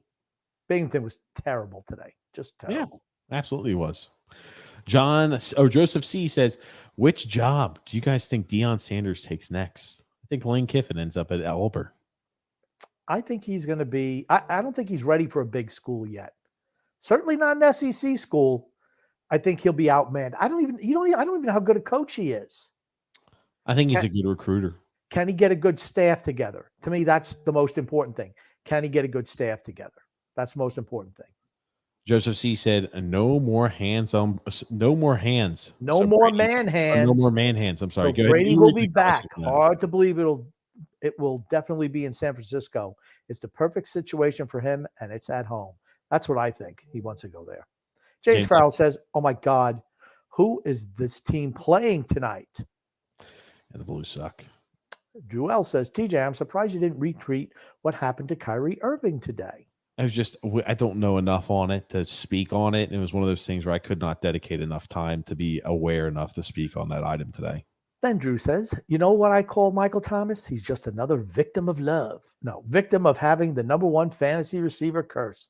No one has done it 2 years in a row since Antonio Brown back in 2014 and 2015. And here's the thing. There's never been a running back to be number one in fantasy 2 years in a row. Really? If you lead the previous year, you're guaranteed not to lead the next year. Do not draft that guy. Do not draft that guy. I made the mistake in the my money league. I got the first pick. I'm like, man, I don't want Jonathan Taylor. But it's like, who am I? Am I going to draft McCaffrey? He's always freaking hurt. Do I drop down and pick Cooper Kupp? That's what I should have done. Hindsight being 2020. I picked Jonathan Taylor. Well, I'm not winning the money league. Let me just put it to you that way. Oh, man, oh, man. We got a comment there from Goon. And I'm on to something with the following golden idea. Son X comes on the show as a guest. Son X. Let me tell you something. Idea with an R? What? You said a golden idea. You're going to question how I pronounce words now. You do that all the time to me. Yeah, I'm going to go there. It's called Equal Grumpy. Son X, if he comes on, he's going to be going at it with TJ. He's going to be picking on TJ because that's what he does. Ugh. And TJ's going to try to fight back, and I'm going to have to referee the two of them because TJ won't be able to defend himself, and I'll have to tell Son X to shut up. But we will put his name will be Son X. Yeah, Son X. And so much mystique for running backs. Yeah. It's been since 2022 or 2002 and 2003. That's like forever. The Jets do Jets things like drafting a quarterback who is Jimmy Clausen. I mean, sorry, Baker Mayfield 2.0 without Breece Hall. Oh God, Grumpy. Don't want to trigger Grumpy here. You're reading all these comments, Grumpy. Keep reading. You say that and then you start reading them. You realize that, right? Gungun says by mid-November the Jets are 5-5, losing the next two to the Bills and the Patriots. They will lose to the Bills. Man, here's the thing: they should have beat the Patriots. Drew L says Bailey Zappi is greater than Mac Jones this year. No. I think they both suck this year. I think that Mac Jones has been, for as much of the work and it looks like the shape he got in, it looks like shit.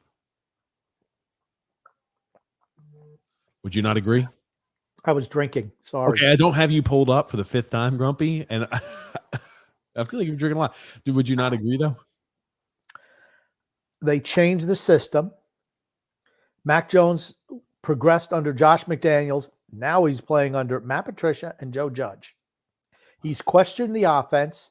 He's questioned if it works, and I don't think the coaching staff likes that. So, needless to say, Jordan Binghamton was getting a little fluffy, Grumpy. He was terrible. Oh, fucking Look at this shit. I assume in between periods. Off the ice. And this is the end of the second period, and he throws a shoulder. He does throw a little shoulder out. Cross pass on the way off the I don't know why ice. he's pissed off at Sorokin. Because he's playing like shit. He sucks ass. Under the I skin don't think he of should be hitting Sorokin. Sorokin. Looked like he laughed it off, and he's looking for the last laugh here. If he can hold the fort for another 8:41. So, yes. Isn't it great? That's the best thing. Why would you go after the goalie? It's not like the goalie scored on you. Trying to get in the goalie's head. Dude, Well, Sorokin is freaking. He is damn rock solid he right gives the Islanders a chance, certainly, to make the playoffs. If we make the playoffs, he's the only reason. I don't feel I don't feel we're a playoff team talent wise. That kid elevates the whole team with his ability in goal. Period. I agree. You remember how when Hasek was getting Buffalo deep in the playoffs? They were not great. Ryan Holzinger, Michael Pekka. Yeah, I do remember those days. But he was just so good in net. And there I go again, saying Hasek in the same breath, Sorokin in the same breath as Hasek. That's how good he's looked, though. He's been great. Mm-hmm. Gungun says, I'm pretty sure that doofus Franklin Myers was flagged for roughing the passer earlier this year. Before he was actually more than once before his glorious contribution last Sunday. A lack of concentration or a lack of smarts. I want to say you're stupid. I'm just going to say dumb. Just dumb, dumb, dumb. Yep. Then the coaching you know what, coach? You're sitting. You're sitting. I think they did sit him after that for a while. I just say, you know what, kid? You're going to sit a couple of weeks. I want you to watch and learn. And you're going to stand right next to me. And I'm going to tell you, every time you don't hit the guy. See, you throw a ball thrown, you don't hit him now. Make him feel like a piece of shit. So when he goes out there, use your head or your ass is getting cut.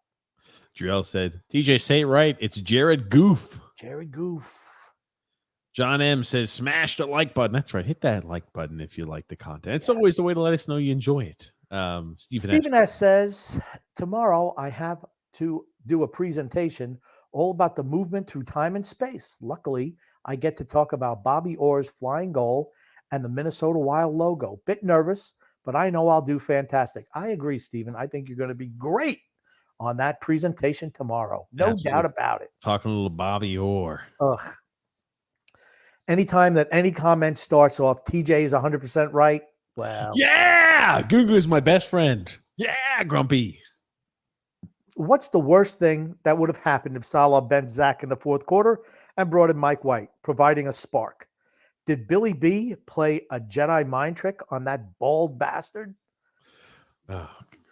He was shook up. That pass interference, he was shook up.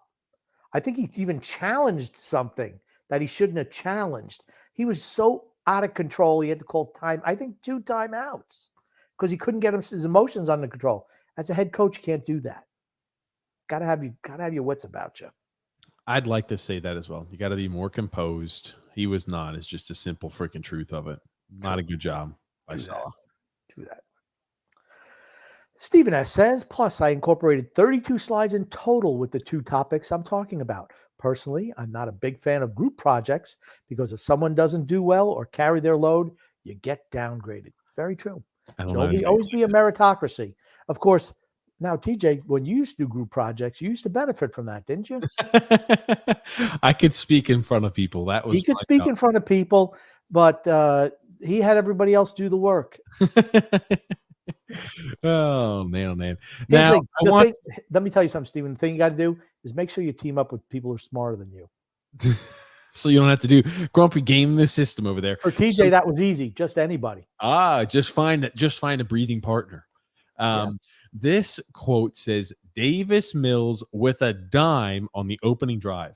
I want you to watch this play really quickly and tell me if you think this is a dime. I'll let you watch it. Everything. You know what? One thing I noticed, everything. Okay, let's watch the play first. Go ahead. Everything what? Everything is what a great this. Breathtaking. Unbelievable. Never seen anything like this. It's like, stop. I mean, just stop trying to. It's all about clickbaits. Well, I would say this is him dropping a dime. This is an absolute dime, Grumpy, a fantastic throw. I'll let you watch it. Back in again. Go play action here. Mills down. The sideline and open there. Sorry, it was coming in and out.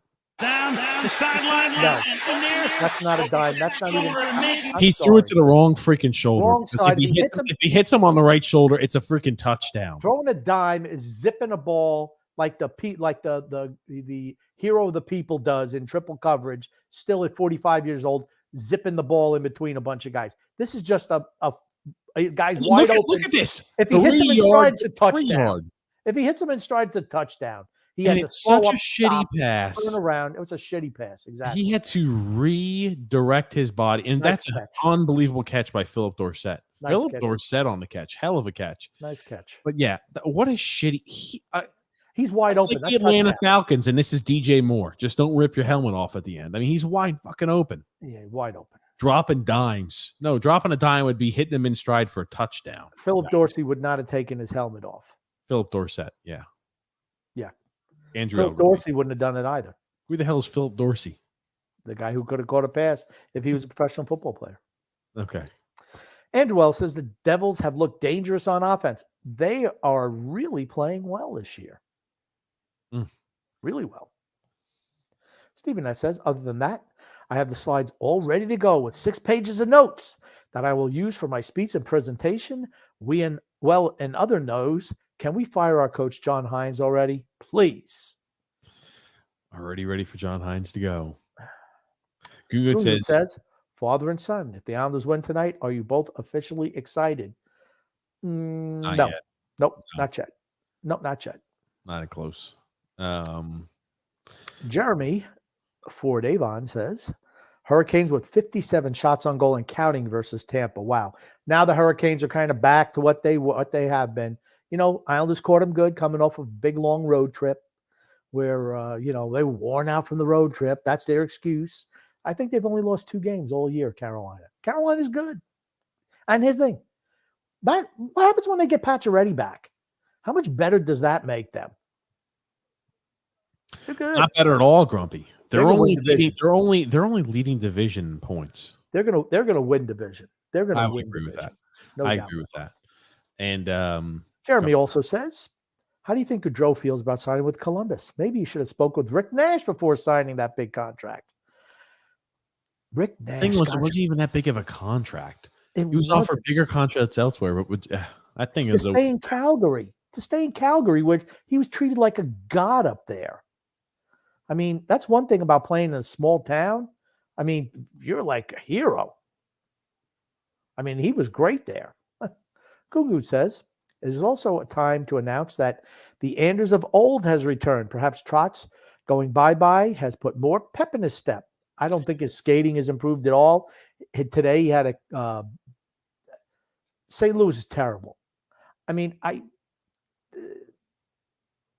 don't know. No. But here's the thing. Is he scoring goals? Yep. He's got 6 on this year. Nelson had 1. Dobson had at least 2 points tonight. Palmieri scored on a tip-in from Dobson. And Sorokin was phenomenal. I think Pajot got an empty net also. Gotta love that. Yep. Okay. Look at the teams we've beaten. They're bad. 3-6 St. Louis Blues. Here's the thing. I watched the St. Louis Blues broadcast. They're already talking about, well, it's not too late in the season that we're out of the picture yet. I know we're only about 10 games into the season, grumpy old man, but we're in a spot to where even though we're all the way at the bottom, we're only 4 points from a playoff spot right now, so it's not too far of a hill to climb. I'm just like, Jesus Christ. When the announcers are talking about that, they just have off to a shitty start. Their team is bad. They're bad right now. We needs to get fired. We caught the Rangers playing the third game in 4 nights with Halak in net, guaranteed win. Colorado slumping, up 3-0, dominating us, takes a foot off the gas. They get beat. I tell you what, it does say one thing it says about the Islanders, the resiliency of this team. They don't give up. They don't quit. They never say die. I tell you. I saw a fake post today about the Packers signing Eddie Lacy to a deal. All jokes aside, about how much weight he put on during his career. If he was in shape, he would have. Do you think he would have played for another 3 years? At least he couldn't stay in shape.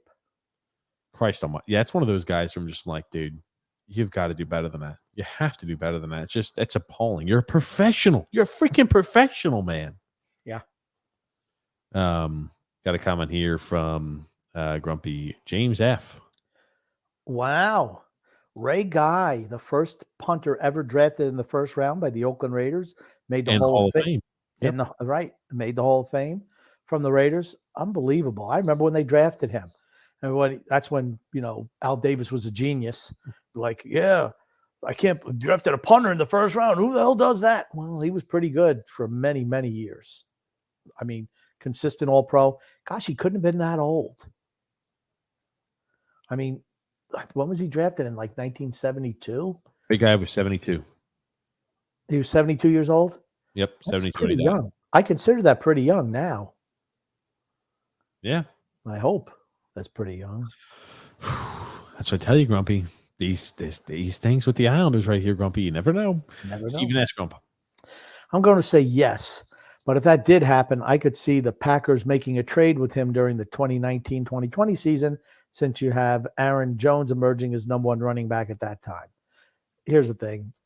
Running backs don't last forever. They just don't. They're disposable parts. I hate to say it. They are a dime a dozen. Easily replaceable. DJ Moore from Drewell says, DJ Moore saved Carolina's glorious tank. May the odds be in their favor for good quarterback for Carolina. I mean, Walker's going to be the starter the rest of the year. I will tell you right now. Can you fix that microphone or stop pulling on it, Grumpy? Not even maybe you're pulling it with your hand at the bottom. No one's touching anything. I hear Grumpy. Alexander says, "Hey guys, what's up?" What's up, Alexander? Oh, hey, what's up, guys? What's up, Alexander? Joel says, so I noticed Ben Simmons is taking his annual vacation, making his money again. The Nets sat him for garbage performance on the court. Yikes.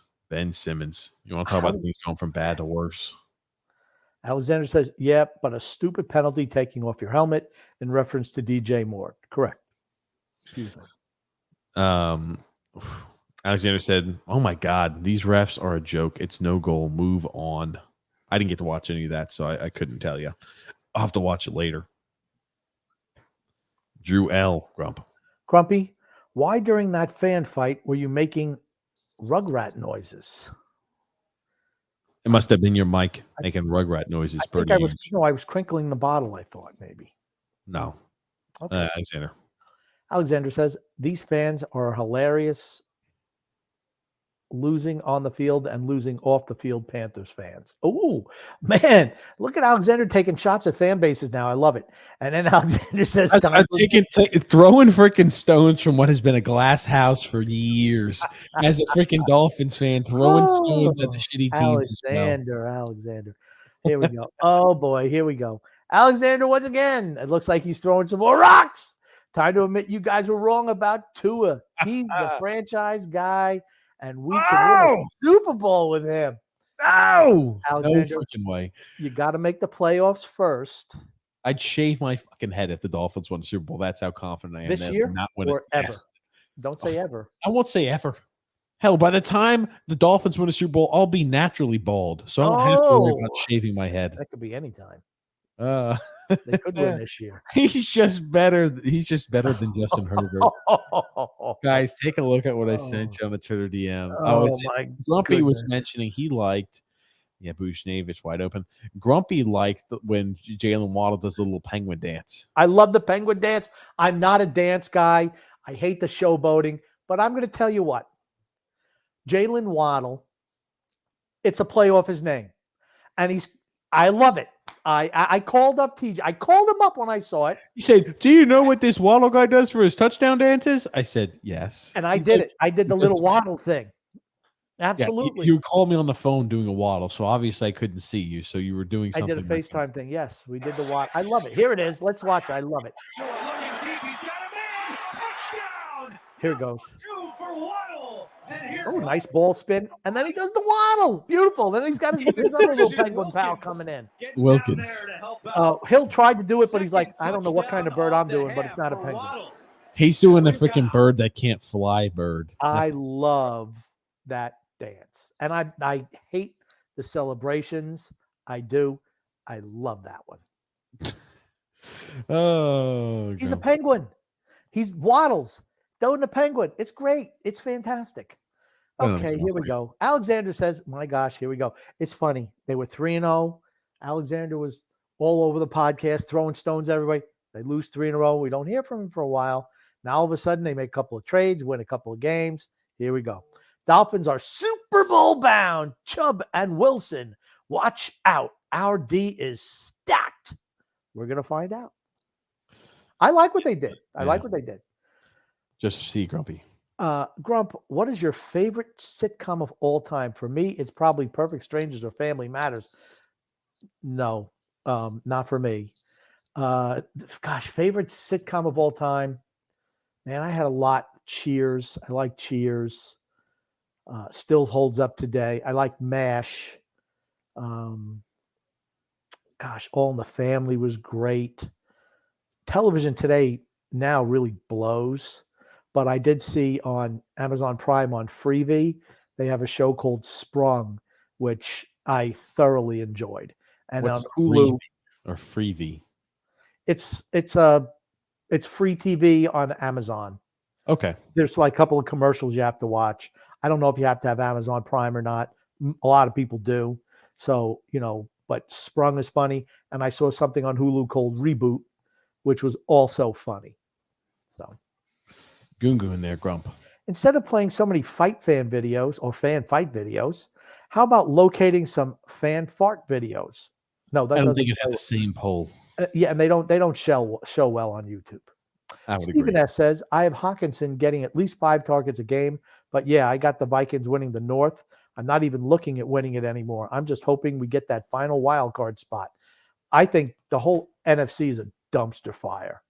So you never know what the outcome could be. True.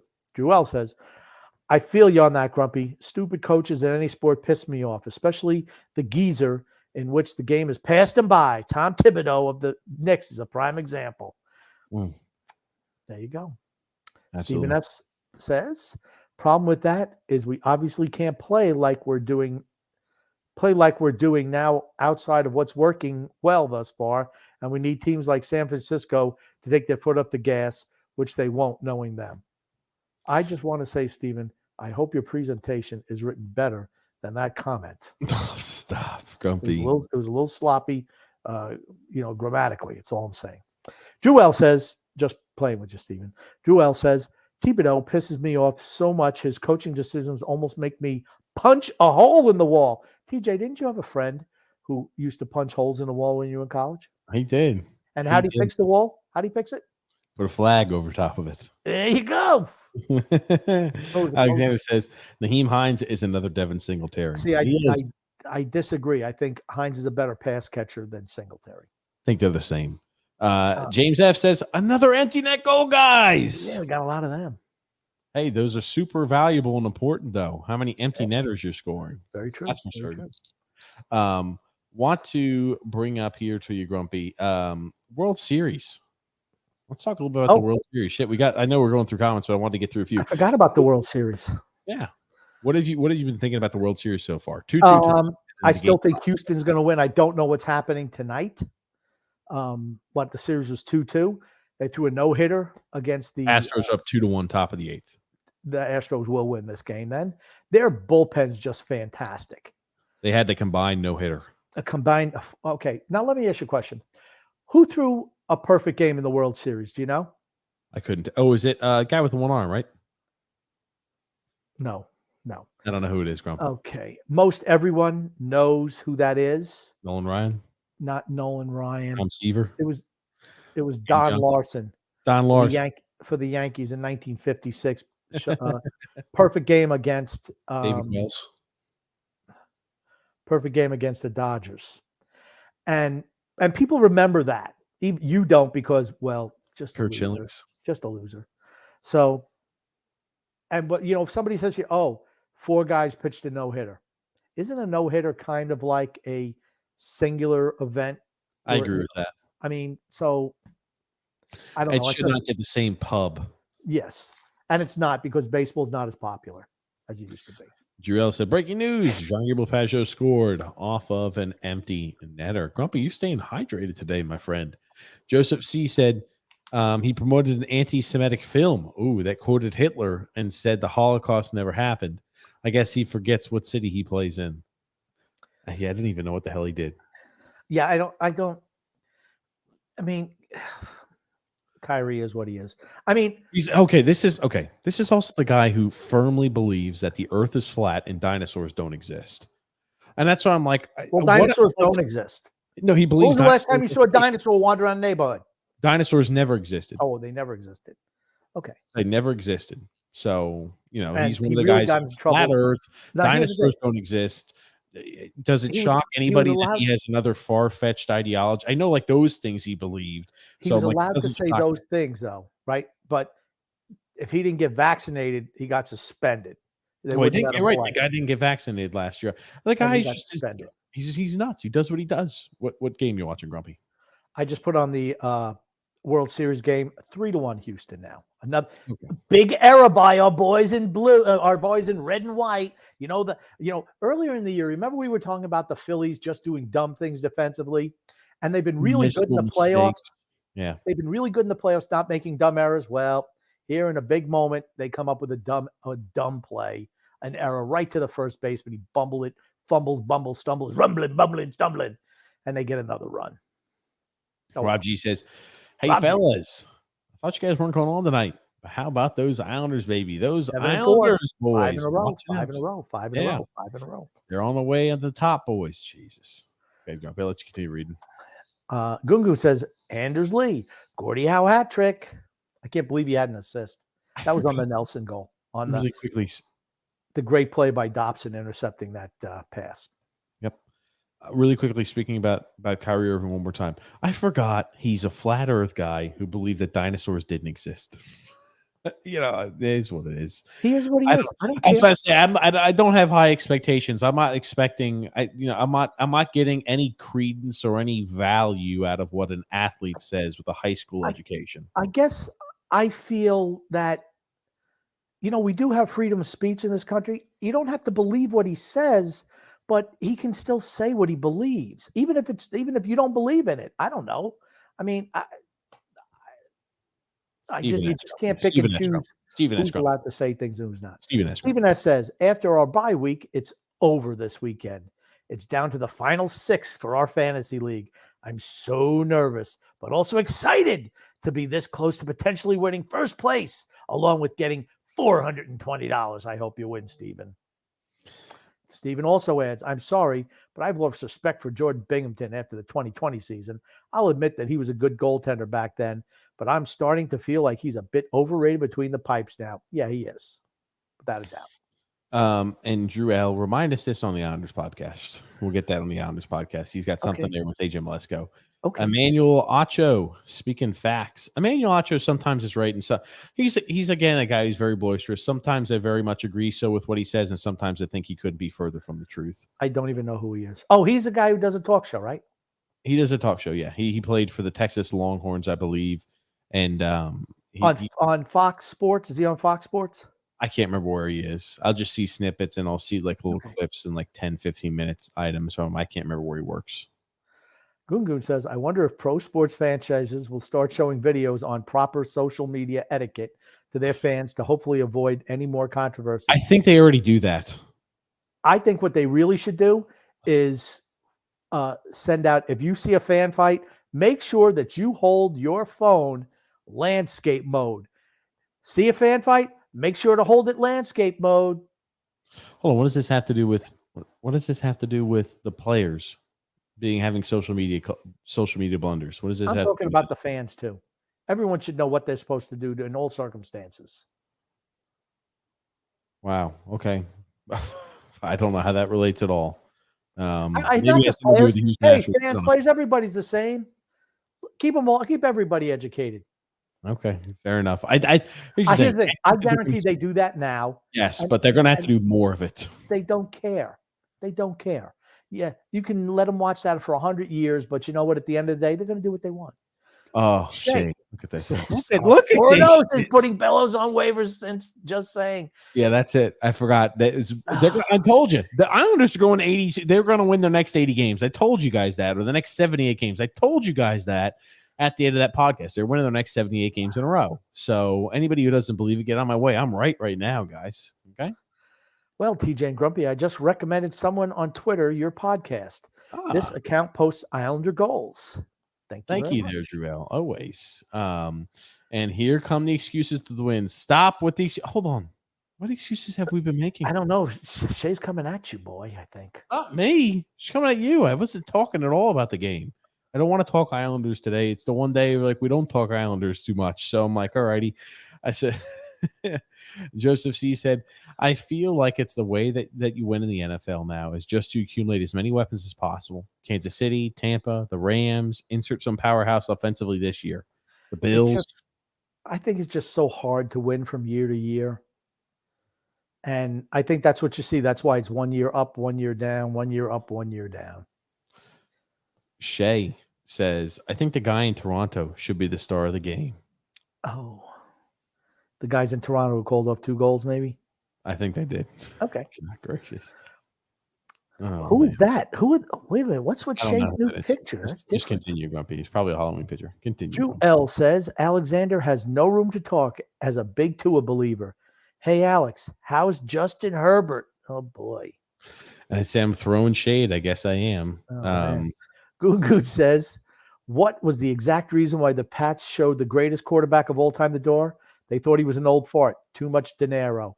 He didn't want to pay Brady $25 million a year for 2 years.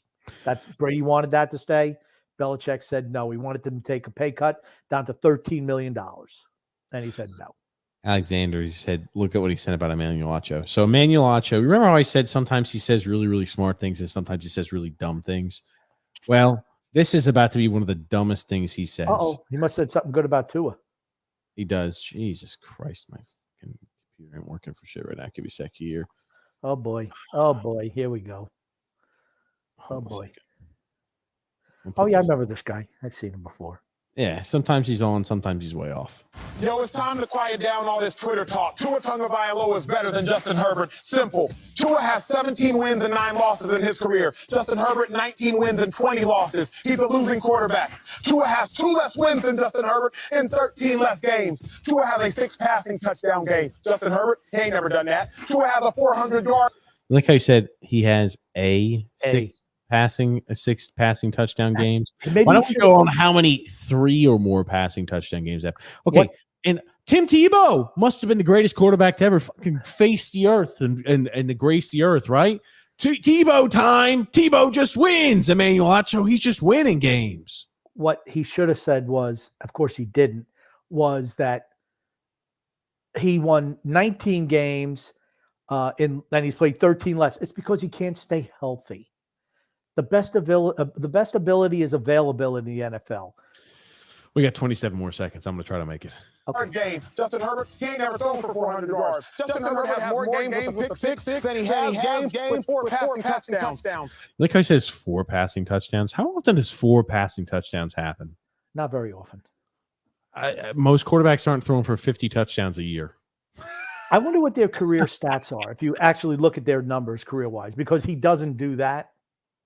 Because, right, it doesn't fit his narrative. He's trying to make and here's the thing. It's going to be one of these things that they look at like 7 years down the road and they say, how could Emmanuel Acho have been so freaking dumb with this take? Yeah, well, it takes a brain to know this one's not a good one. Here's the right. Tua Tagovailoa is benefiting from having Jalen Waddle and Tyreek Hill. He gets them the ball in space. Wideouts in all the game. They get the ball in space and they do great things because they're fantastic with the ball in their hands. He doesn't have that instead with the Chargers. He doesn't. Tua Tagovailoa, Grumpy, has thrown for 6. Okay. Tua Tagovailoa has never thrown for more than 3,000 passing yards ever in a season. Hey, where's that one, Emmanuel Acho? Hey, Justin Herbert's thrown for 3,000 yards in more seasons than 3 more. In every single year he's been in the league, he's thrown for 3,000 or more passing yards. Tua Tagovailoa has never done that yet. Tua Tagovailoa has never thrown for more than 16 passing touchdowns in a season. Can I ask you a question? Is that Tua's head photoshopped on some skinny little kid? Because I can see why his arm is like a noodle. No, that's not too. No, that's his actual body. That's not just. Well, I'm going to tell you what. It's no wonder he can't throw the ball. We got to go back. 20 more seconds, Grumpy. 20 more seconds. All right. Tua is 4-0 versus Bill Belichick. No quarterback has started their career 4 wins with no losses versus Belichick. Besides John Elway, Justin Herbert 0-2 versus Bill Belichick, the greatest defensive mind in football. See, Tua's a winner. 65% winning percentage. Justin Herbert, 48% winning percentage. Y'all stop talking to me, man. You know what? I don't have to talk with you because you're just those are the takes right there, Alexander, that make me hate on Manuel Acho. He's got good takes and he's got shitty takes just like that. No, here's what it was: slow news day. Whenever you say that's a slow news day. Oh man, there's the freaking trade deadline. It's a slow news day. Good gracious. Jill said, Grumpy, he's got a comment there for you. Yeah, I agree. TV today is boring, but you know. What is an anime, baby? What is an anime? Oh my gosh, the rapper Drake would agree if you checked out his Instagram story so far. I don't even know what he's talking about. It's a foreign language right now. TBH, I guess that's to be honest. Don't look at it though if you're going to get grossed out. All right, I'm not going to look at anything, Drew. We'll take your word for it. Alexander said Thibodeau's is absolutely terrible. Shay said Sorokin is on the Binghamton bump. Oh yeah, it's funny. I was relaxed. Yeah, He's just switching pictures all the time. I like it. She's got Maddie Barzal there with Snoop Dogg. Goon says, "Good luck tomorrow, Stephen S. On your presentation. Good luck, Stephen." Oh, and believe me, Grump, my grammar is a lot better than the comment you read a while ago. They had a cherry on the top. I even went ahead and put in my notes when to change slides to match the timing. See, there you go. See, everything is so planned and everything goes off. I was like, I definitely just was like, let's go up there and have fun. Yeah. Shay said the Islanders didn't get their 7th win until December 11th. They're 7-4 on November 3rd this year. Remember, we also started the season later last year. That's not correct. Saying that we're not playing better than last year, but we started off the season 5-2 last year. I think when did the season start? Like November 13th. I mean, it started late last year. So this team may not have changed player wise, but they're a different team. No, I agree. I think they're a different team. I just don't see that. I think the coach helps, but there are going to be deficiencies that come up later on in the year that we're not seeing now. Yeah, but what I mean is 7-4. But it's a different mindset for the team. I'll say that. And effort level than there was last year.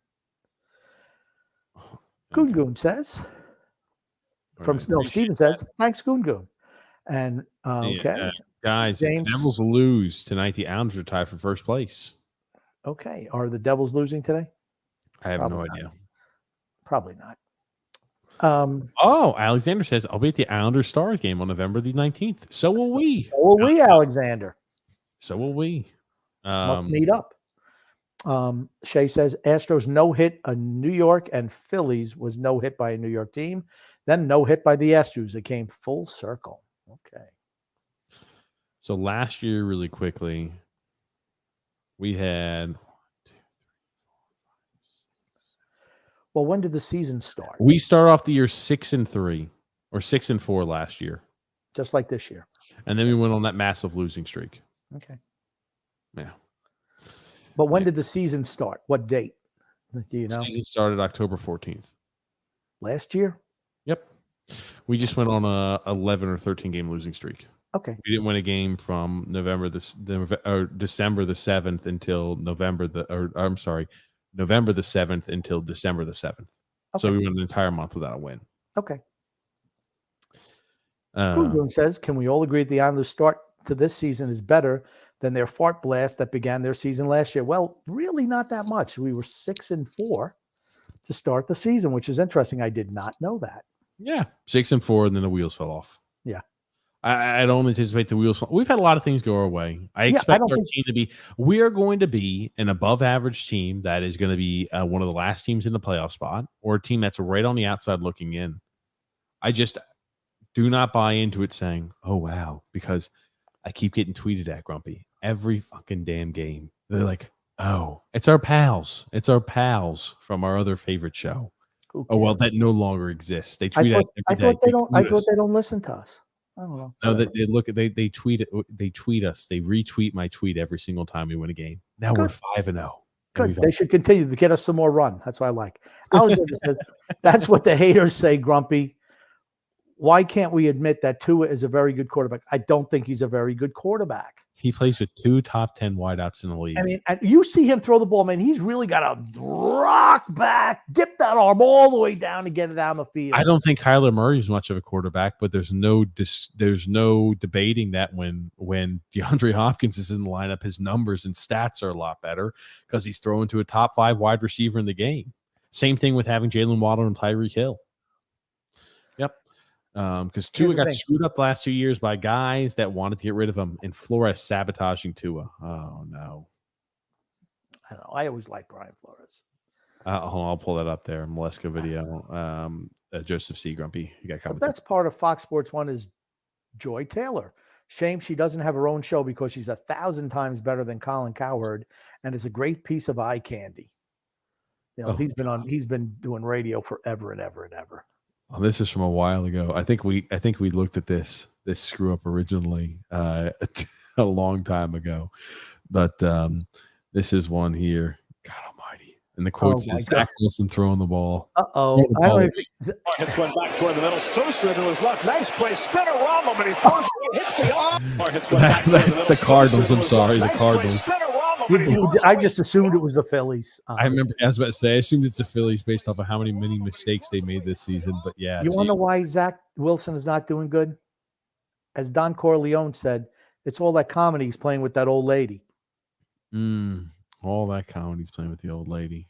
Not that young girl, that old lady. You know. Kyrie, is that Kyrie? Yeah. What do you have to say? I'm interested. Hold on a second. Let me. It's a beacon of light. I saw a beacon of light. Any label you put on me, I'm able to dismiss because I know the Oxford Dictionary. Yes, he's a very learned man. He studies the Oxford Dictionary. It's the guy who believes that flat Earth. I can't. You know, here's the best thing. I loved what Roddy Piper used to say. He'd always say, just when you think you've got all the answers, I change the questions. I just think that's great. Like, dude, you know you're going on TV. King of News. Oh, Jesus Christ. This damn computer's giving me I'm giving troubles today. Here it is. You ever see some of these old guys who go on television and like their hair shits all over the place? It's like, dude, you know you're going on TV. Can you at least not get a haircut? Do you just really not care that much that you can't get a haircut?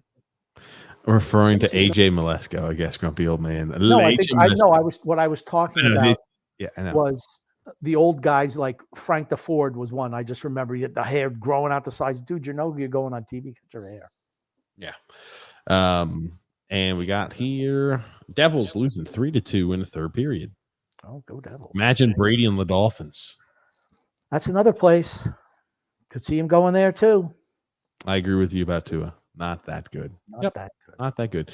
Grunt man, we're here at the end of the show today. What do you want to say before we wrap things up? I want to say probably by the next time we do the show, the Houston Astros are going to be World Series champions. Dolphins probably lose a couple of games.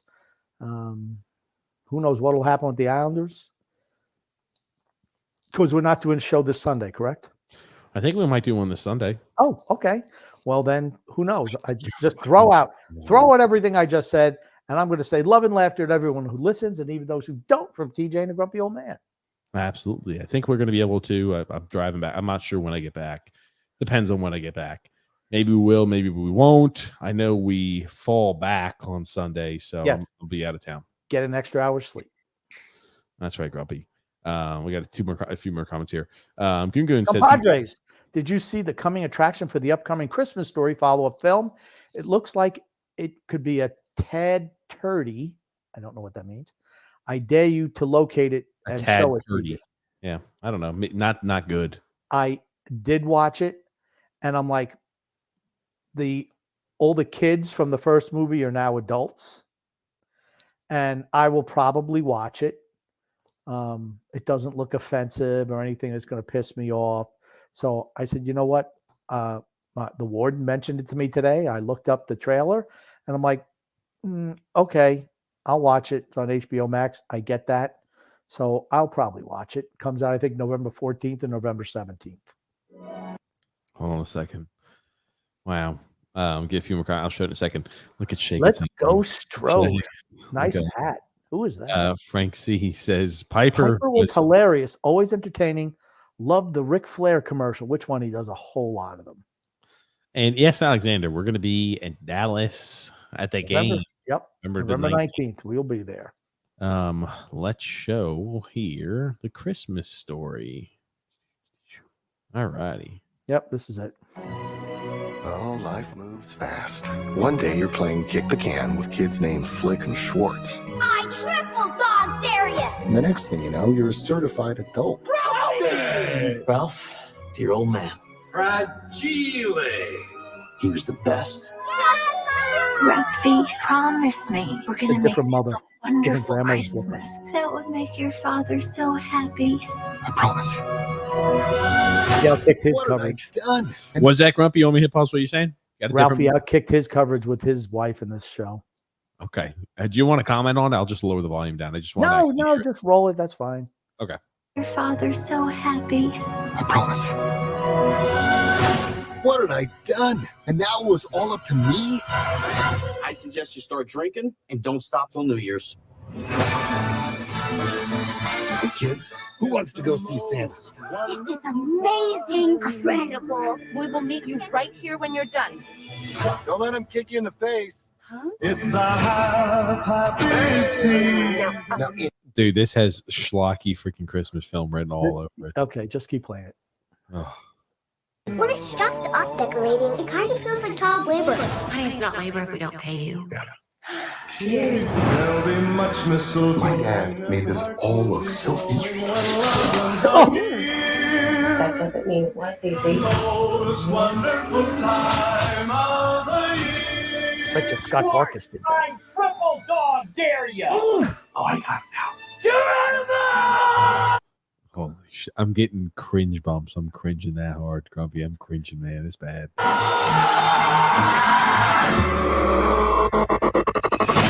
That's brutal. It's the most wonderful time. Holy shit. Did he look like he smoked a pack a day? Look at this guy. Look, I Scott don't know. Farkas. I don't know if they try to make his teeth look purposely awful. That's what they looked like the first time. If you don't remember, he said he had that's the thing with the teeth.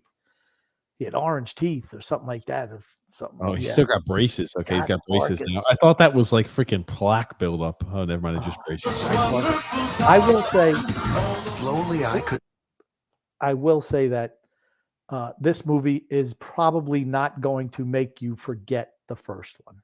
Yeah. Yeah. feel the Christmas ember beginning to glow again.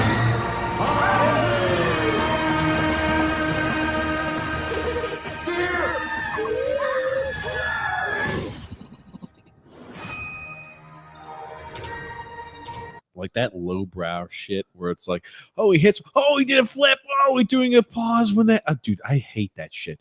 That shit makes me turn off a movie so freaking unbelievably quick, Grumpy, when I start to see stuff like that in movies. God almighty. Ugh, yikes. Yikes. The first one was a classic, without a doubt. My profile picture is Johnston, Grumpy. Was that Ross Johnston? I guess, must be. Okay. That's right. Shake your hand. Alexander, we'll be there. We'll be there. We're Absolutely. going to make sure we announce it again closer and closer. We'll be there. Frank C said the hockey one where he turns into a werewolf. The werewolves, Grumpy. Grumpy, does the Christmas start after Halloween or Thanksgiving for you? For me, it was always after Thanksgiving, but you look at TV shows and commercials, it's like it starts like Halloween. It's already Christmas season. Halloween. Andriel said, TJ, you should record a vlog of the Dallas game. No, that takes a lot of editing and a lot of extra work. I probably won't do that. Maybe, I don't know. So lazy. You're just so lazy. Yeah, I'm so lazy. Sorry. Of the 4 podcasts we do a week for 2+ hours on each show, I can't, I don't know. So lazy. Maybe we'll do that, Grumpy. It depends. If I feel motivated, maybe we'll do that. I like the idea, but I don't know. I'm not even like people who vlog or like people who do that all the time. They obviously are much more skilled with it. I don't even know what I'd be saying. I'd be following Grumpy. Hey, Grumpy, guess what's happening? I don't know. That type of stuff is weird to me, vlogging. Goon says, Why Ralphie. don't you just tell the kids to get off your lawn? That's Goo me. Goo says Ralphie is 50 and his wife is 25. No, she's actually in her 40s. She But looked I'm good. saying certainly he outkicked his coverage in that movie with her. Yeah, absolutely. Stros now 3-2 Stros. I want to go to the Dallas game, but I'm going to Europe. I'm going to be in Europe. Wow. Hey, couldn't make the Jealous? Dallas game because I'm going to be out of the country. Absolutely. Will the new Christmas Story be better than the Munsters remake? Yes. I haven't watched the Munsters remake. Some people are saying it's a campy classic. I haven't watched it. And let you one more comment there for you. What is the one song that you can listen to over and over again? Gosh, there's a lot of songs I could. I'll say "Stairway to Heaven." I could listen to that over and over again. Grumpy man, we're at the end. Thank you again, my friend. We'll be here hopefully live this Sunday, just depending on when I get back.